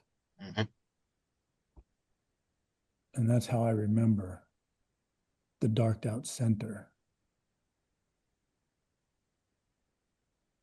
Yeah, I mean, I'm a true believer. I just want to navigate through it more to understand that, number one, I'm not alone thinking about this stuff and seeing these things. I mean, up here where I'm at with no light pollution, the other night I just had a break in the clouds during that meteor shower, and that was mind blowing where I live right now. I mean, I feel like I could reach up and grab them. I tried spending a lot of time navigating through what I experienced, and that was the best I could, recollect, was exactly how I described it to you guys, So we matched it up with the audio recording, and you can tell the meters were going off, so we knew something was going on, which is really cool. It ties it together. It's always good to have, some other pieces of confirmation. And what I noticed about the orb was its strange flight pattern. It looked like it shot up, jolted back, and then went forward. So it was almost like an old cartoon. If you would have seen Superman fly up, lean back, and then shoot forward, is kind of what it looked like. It looked like a being that was actually deciding its flight path and then heading in that direction. And I found that really strange and unique. Usually you just see a ship going in one direction, or it's zigzagging or something like that. This one looks like it made a decision mid-flight and then decided to take off. And I thought that was really cool. And to me, it's interesting because when I look at plasma through the different states of matter, when David Bohm was working with Einstein, he concluded that matter is basically frozen light. So if you look at a piece of ice, it appears like it's frozen, and it's really just energy in a low vibratory state, so it appears solid. The second state of matter is going to be liquid, so in this case it would be water. and it's just a higher vibratory state as you keep going up the ladder. The third vibratory state is going to be steam, and then the fourth one is going to be plasma. So plasma is going to be a really high vibration, and you can look or think of it in terms of consciousness. So as things become more high vibratory, it's that sentience that gives us our own sense of awareness, and it becomes more intelligent, it becomes more loving, it starts understanding itself in the universe a whole lot more. So when you're dealing with plasma, you're dealing with a high level of conscious intelligence, and that's what's going to let you know just from physics that it's going to be more intelligent, more loving. So when you encounter these kinds of, I don't know if you want to call them particles, materials, or entities, or beings, or whatever you want to reference them as, they're typically going to be, you're going to feel that presence. It's such an intense vibration and loving feeling that you can actually sense it. You can feel it right inside of your body. So when you're making contact, you'll know it because you'll actually have that feeling. And that's when people really start having more and more sensational experiences, because most people just want to see ships and the oohs and the ahs and see everything floating in the sky. But really, it's a sensation. You'll feel it and you'll connect with it. And even Jake Barber brought that up in his video, how when he was transporting that ship, it was like it communicated with him, and it had such a loving feeling and presence to it that even while he was flying the helicopter, it overwhelmed him and pretty much brought him to tears. And that's because these things are such a high vibration of loving energy, it will sometimes bring you to tears of joy and love and laughter. And that's what's really cool. And speaking of which, there's some people that kind of have fears about doing contact, and they're worried about summoning or having interactions with these low vibratory beings that they think are going to do them harm. And it's really not the case, because you're only going to be in contact with these higher sentient beings. A lower vibration is even lower than the skin that we're in. Our skin is holding us in a low vibration state.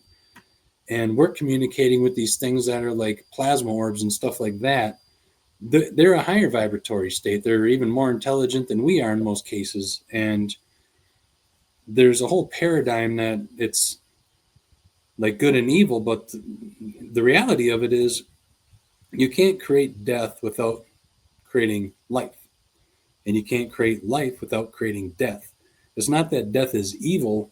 Death is just a requirement of creation itself. And what's really happening is we live in a universe which is, it actually means one song, universe, one song. It's a singularity, and we got infinite energies inside of this singularity, and we're all trying to work in harmony to the best of our ability. And there's a spectrum of energy that's inside of this universe. And the spectrum of energy is going to sometimes butt heads, and we just need to have forgiveness and realize that this whole construct is based on unconditional love. And we're all working together. So just like our body is not going to attack itself, or at least on purpose or knowingly. And the more intelligent it becomes, the less it does it, you know. So that's the whole point of learning and doing these things and gaining that intelligence, so these things start making more sense. Our body does the same thing. As it keeps learning how to heal itself and how to live in harmony and how to make our organs work together and keep us healthy. And the universe is doing the exact same thing, from the micro to the macro. Our body, the universe, it's the same concept. Everything's trying to work in harmony, lift each other up, become more intelligent, see from each other's perspectives. And if something messes up and harms you, you need to have that forgiveness, because we're all learning. There really is no evil, it's just ignorance. So like Pat Pearsall says, you wouldn't make fun of a 3-year-old for not understanding algebra. That 3-year-old needs to learn, and once it learns, it's not going to repeat those same mistakes. Well, when somebody's doing harm to something else, it doesn't realize that it's actually hurting itself at the same time. And that's why I compare, it's not evil, it's ignorance. You're ignorant to the fact that you're actually hurting yourself by hurting others. And until that being, entity, or whatever it is figures that out, it'll quit doing it once it knows better. But we're all on this journey. We have to learn that, and then we will stop doing that, so we don't repeat history and make the same mistakes. So it's not evil, that's all it is. So when people realize that we're in communication with these other beings that are trying to work together with us, see from each other's perceptions, and I can learn from it can learn from me, we can all learn from each other. And that's how this whole thing works. And that's why they're interested in communicating with us. Me and many others on this planet are interested in communicating with them. And I hope more people get excited about this because we're learning and evolving together. That's what this is all about. So one of the biggest things I've learned is you can't have fear. If you go into this having fear, they're not going to communicate with you because they don't want to scare you. There's no benefit to you or them if you're scared. And really, once people get over their fears, they'll find out that these are all very loving and uplifting connections that we're making, and there's nothing to fear. And it's like the old saying, there's nothing to fear but fear itself. People only fear the things they don't understand. And one of the things I'm trying to help people with is understanding the physics of this, the consciousness of this, how this all ties together, just like Dr. Greer was trying to do for everybody. A lot of people like to believe that they can have interactions that will negatively impact them. And don't get me wrong, there are technologies out there that do harm, but it's not from these beings or the other entities that you're coming in contact with. Those things are all technologies that are man-made. In the universe, things are trying to work in unity. And these other beings are going to be aware of this. They're going to be a higher intelligence. And they're already past that fear. They've already learned not to carry fear because fear doesn't do you any good. Fear actually puts you in survival mode and makes you stupid. It actually shuts down all your other faculties. And it makes you not be able to think clearly. And the people that are having these fears, if you're not able to think clearly, they're not going to want to be in contact with you because now you become unpredictable. So just like if you were to approach a bear, if you have a fear of that bear, the bear is going to sense your energy and it's going to be like, why is this guy unpredictable?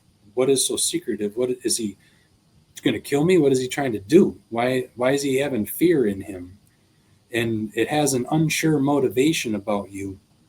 Well, when you get rid of that fear and you realize that you're working in harmony, let's say you approach that same bear and it realizes you're just walking along enjoying your day, and the bear is just walking along enjoying its day. It's not going to attack you or worry about you. It can sense that there is no fear in you and there's no ulterior motive. You're just walking along minding your business. Well, these beings have that same sense. If they sense that you're fearful or something like that, they're going to be like, well, what's this being's motive? And when that being knows you have no motive because you're comfortable and you're not living in fear, it's going to enjoy your company. I would enjoy sitting down talking to other people that are not going to attack me, and I don't enjoy living in fear. So why would I hang out with something else that lives in fear or wants to attack me? You wouldn't. So they're not going to make contact with you unless you're in that comfortable zone and you have the knowledge and understand that there's nothing to fear. And basically, once people get past those old worries, they'll start having these contacts and realize that they're actually here to conversate, help us understand at least. They want to put us into a higher level of conscious awareness. We all work with each other to lift each other up. They may come here to observe us and try to understand why we think the things we do and act the way we do. Well, we're going to have the same questions and concerns and interactions with them. Not concerns, but questions and, for lack of a better word, I guess, like we're interested in, why are they here? Are they testing the soil and just seeing how we're evolving and checking on how we live? And like, they are probably here observing how our families are getting along and what do we do for fun.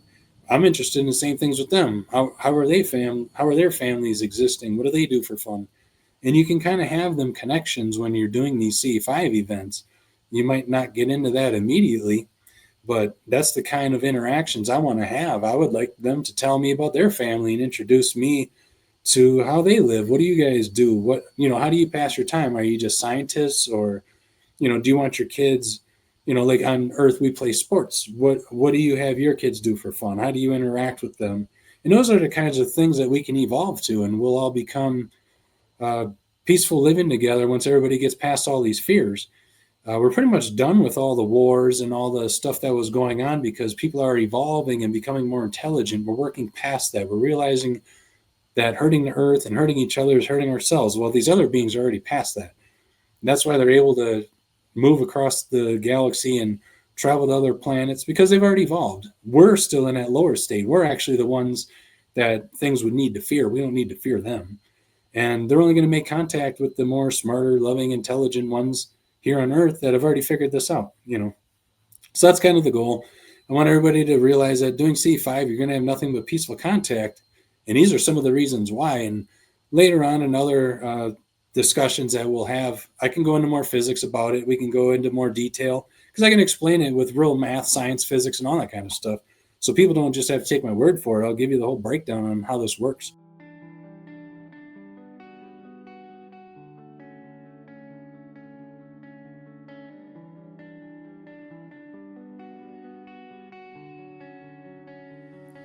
So one of the best ways to make connections with these other beings is filling your heart up with love. So when we go into meditation, what we're doing is we're filling our heart up with love. We're sending our energy out into the universe, and we're waiting for a response to see if there's other entities out there that are feeling our energy.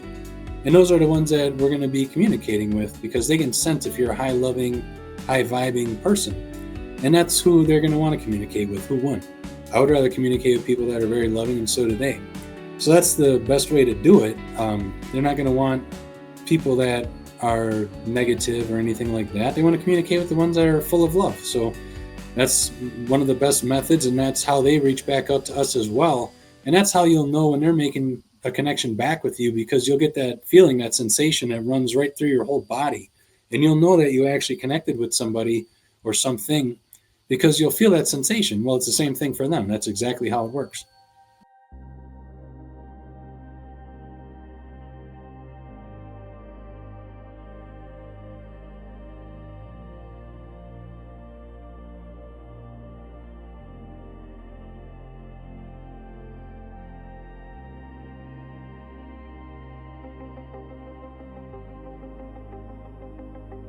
But a significant problem loomed over the project, threatening to make the release of this information much more difficult.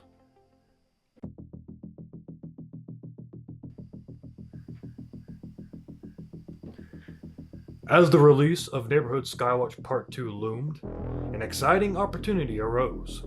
Howling Underdog Films was slated to appear on Let's Find Out with Diego, a podcast to delve into the events of the first film.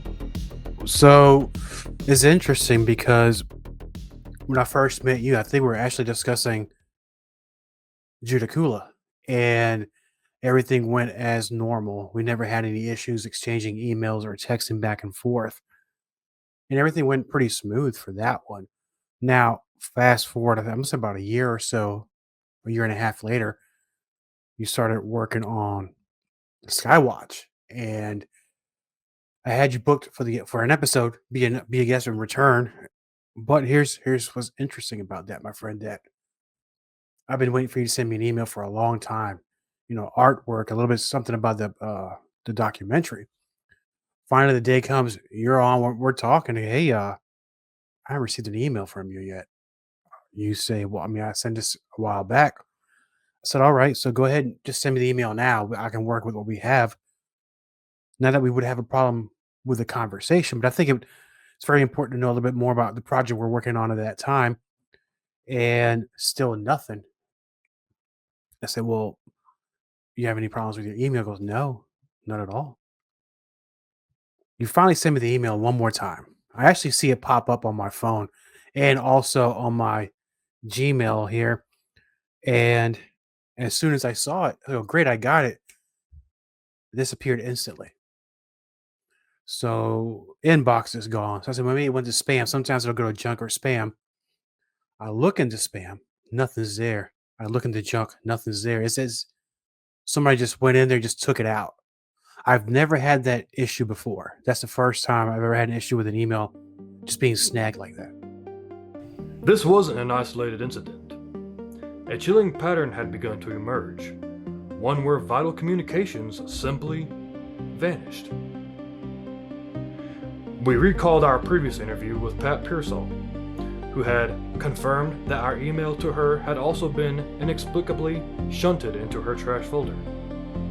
That is amazing. Now, let me, on that part with the trash folder, it never made it to my trash folder. It was actually just disappeared altogether.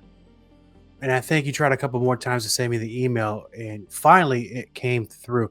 Now, let me throw this in there too. Last year, I was interviewing a person that about UFOs, of course, and disclosure and these kind of things that we all love talking about. And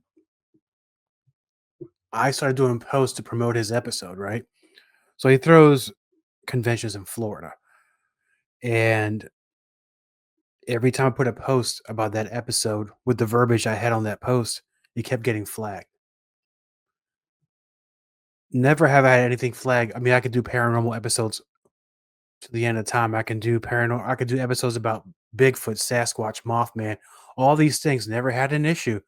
The second I put a post about when I start mentioning disclosure, UFO, secret space projects, super soldiers, anything like that, immediately it popped up false information. I was not able to post this. I tried many times. The second I posted, it went through. 2 seconds later, it was snagged out like it never happened. And then I started getting a lot of violations of terms of services from these accounts I've never seen. I mean, I never violated anything. And I started getting false show reviews of people who I don't even know who they are. And I'm pretty sure don't listen to the show. Start talking really bad things about my show. And those are things that are permanent. They don't really delete them unless you challenge them. Fast forward to now, my friend. So I had an issue. Same thing with social media on Facebook, where same guy, same event 1 year later, I reposted or shared one of that person's posts for their full disclosure convention in Florida. Next thing I know, I was suspended from Facebook, not allowed to post anything else. And this is only with two, you and that other gentleman. So whatever it is you're both covering seems to be really getting in somebody's head as far as we can have you guys talking about this. There's something going on because I've never been suspended from Facebook before. I couldn't even comment on when people leave comments on my Facebook. I couldn't even comment. They're talking about, well, we want to make sure you're not spam. We want to make sure they mention against violating terms of services. Now, I looked more into this. I started deleting some of the posts I did for that person as far as for their conference. I'm going to say about a few minutes later, magically, I'm allowed to post again. There's something to that.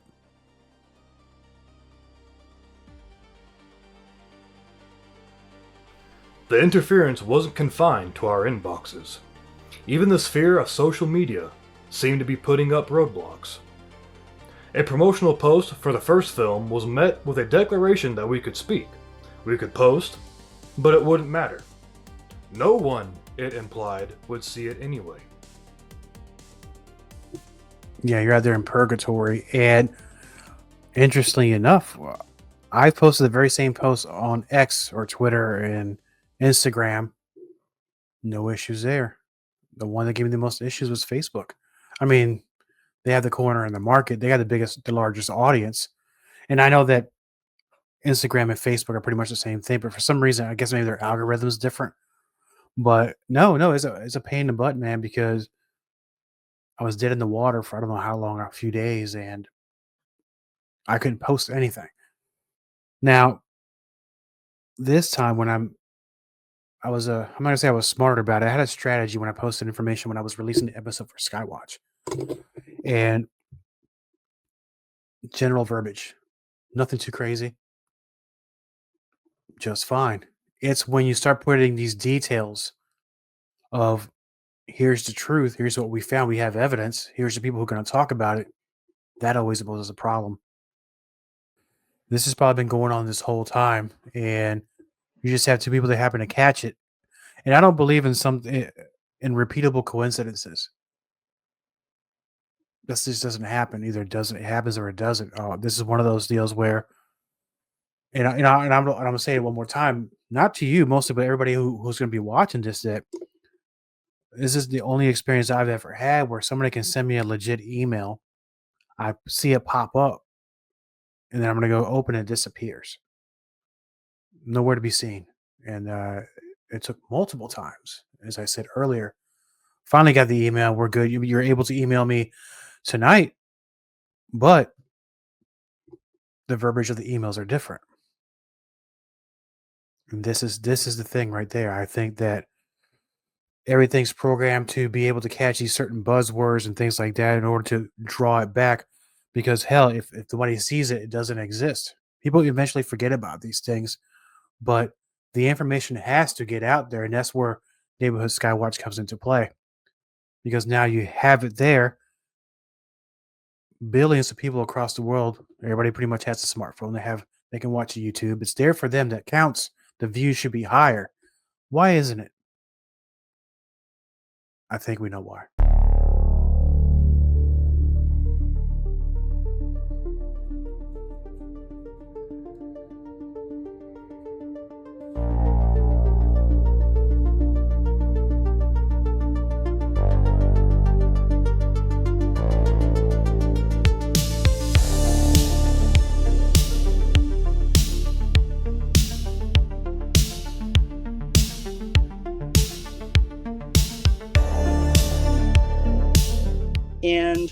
And that was pretty much it for Saturday night. Now Wednesday night, May 1st, is, I kind of set the intention. I started Crop Circle Tones broadcasting right at dusk, and just let those play for probably solid 30 minutes. And I did do maybe one of the pujas, went into a guided meditation, and right around 9 o'clock, I was in the chair, and I just opened my eyes and I looked back and I saw two golden orbs. I'm facing west. They were just overhead, but just a little bit east. And it's literally within seconds, I was looking at those orbs, and I just hear this loud, I couldn't even tell you what it was. It was just so loud, rumbling coming in, and all I saw was metal overhead.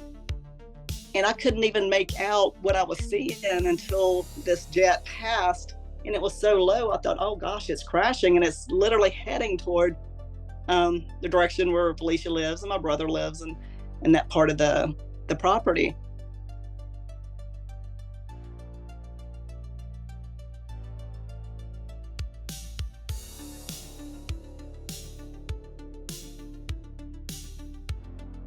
Right. Another one of those repeatable coincidences, which does not exist.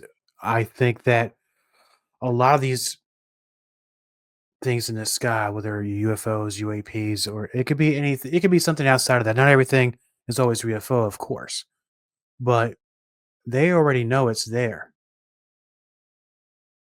and they're trying to catch up to it. I don't know if they're trying to catch up to it in order to shoo it away to make sure it goes somewhere else, so people see a lot of things they quickly forget. And I'm sure that there's been massive sightings all over the world, but these stories don't get the traction it deserves, and eventually goes to a memory hole. And then we move on. Humans, we move on. We forget. Next thing, next thing, next thing.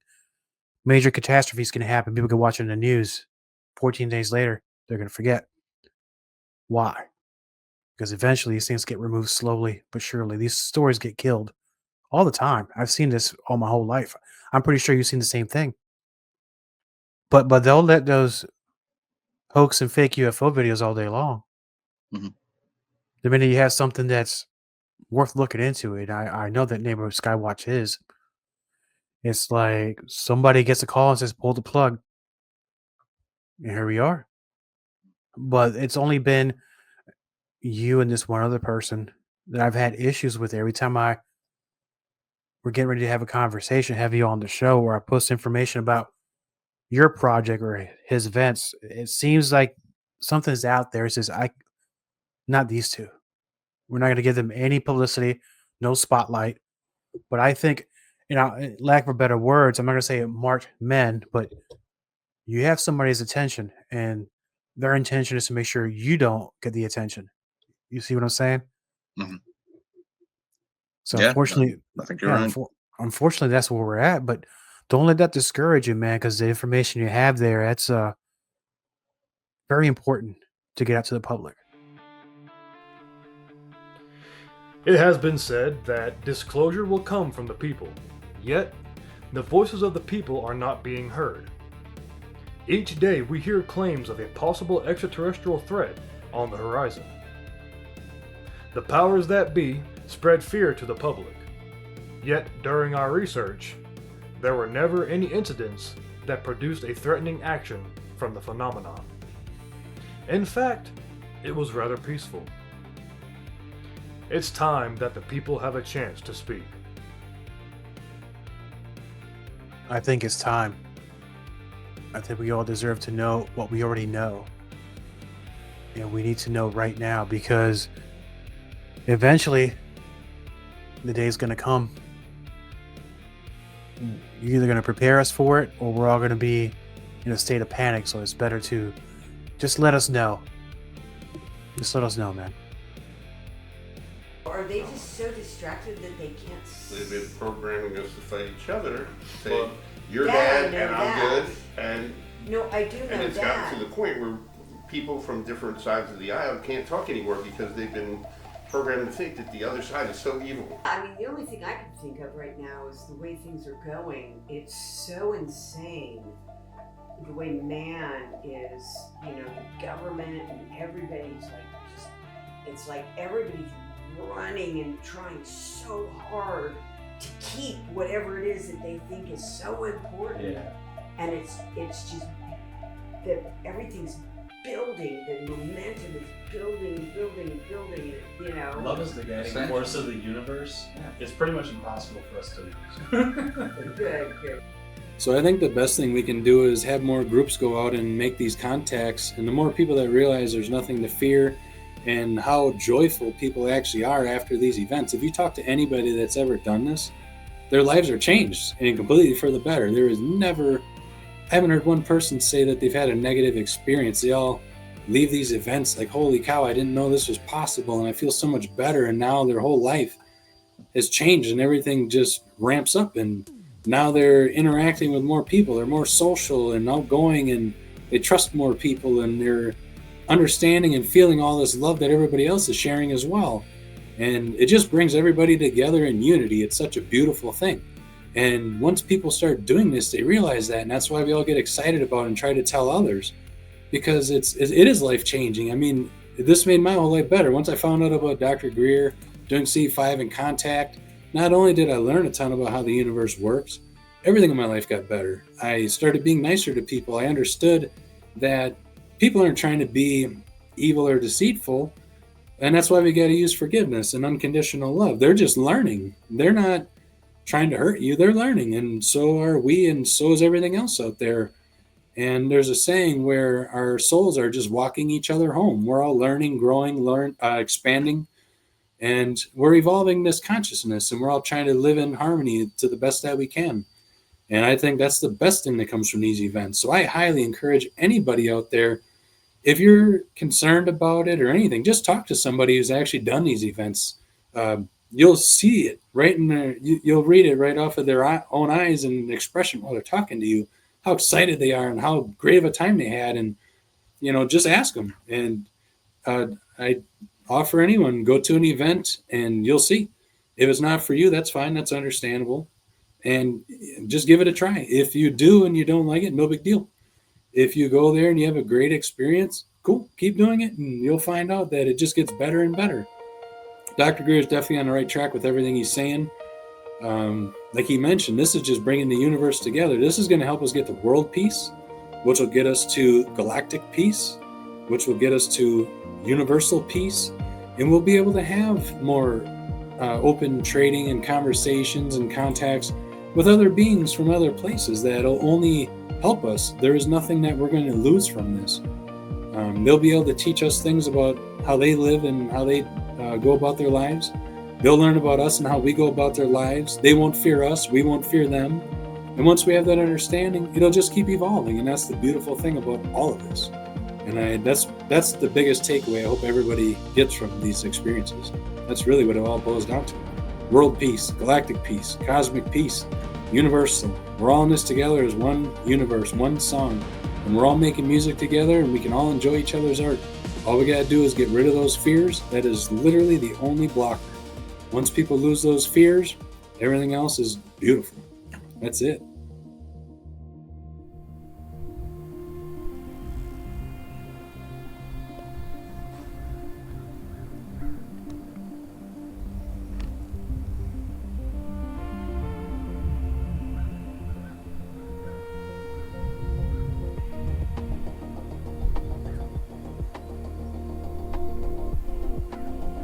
Since the Neighborhood Skywatch project launched in early 2024, our cameras have captured some truly incredible phenomena. When we combine these startling videos with eyewitness accounts, and the fact that one event was even measured by a scientific instrument, it becomes clear that there is truth to the CE5 protocols. The evidence is mounting. We're not alone. The universe is teeming with intelligent life. And it seems our cosmic neighbors are eager to meet and interact with us. So, the question is no longer, are we alone? Instead, we must now ask ourselves, what kind of neighbors do we want to be?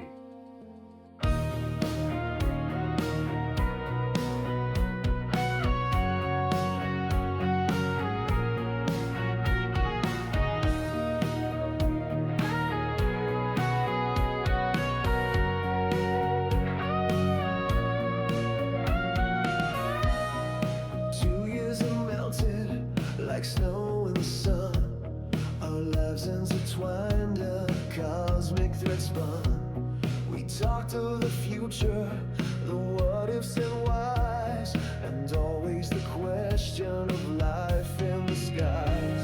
A casual notion, then a spark took its hold. A neighborhood skywatch, a story untold. Under the blanket of starlight so deep,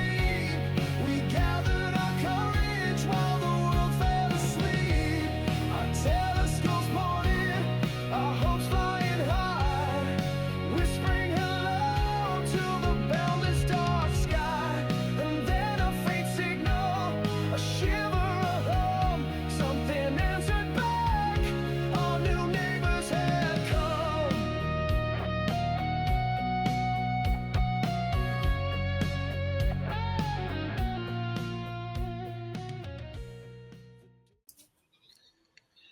I wanted to mention how the orb looks like it backs up and then shoots forward.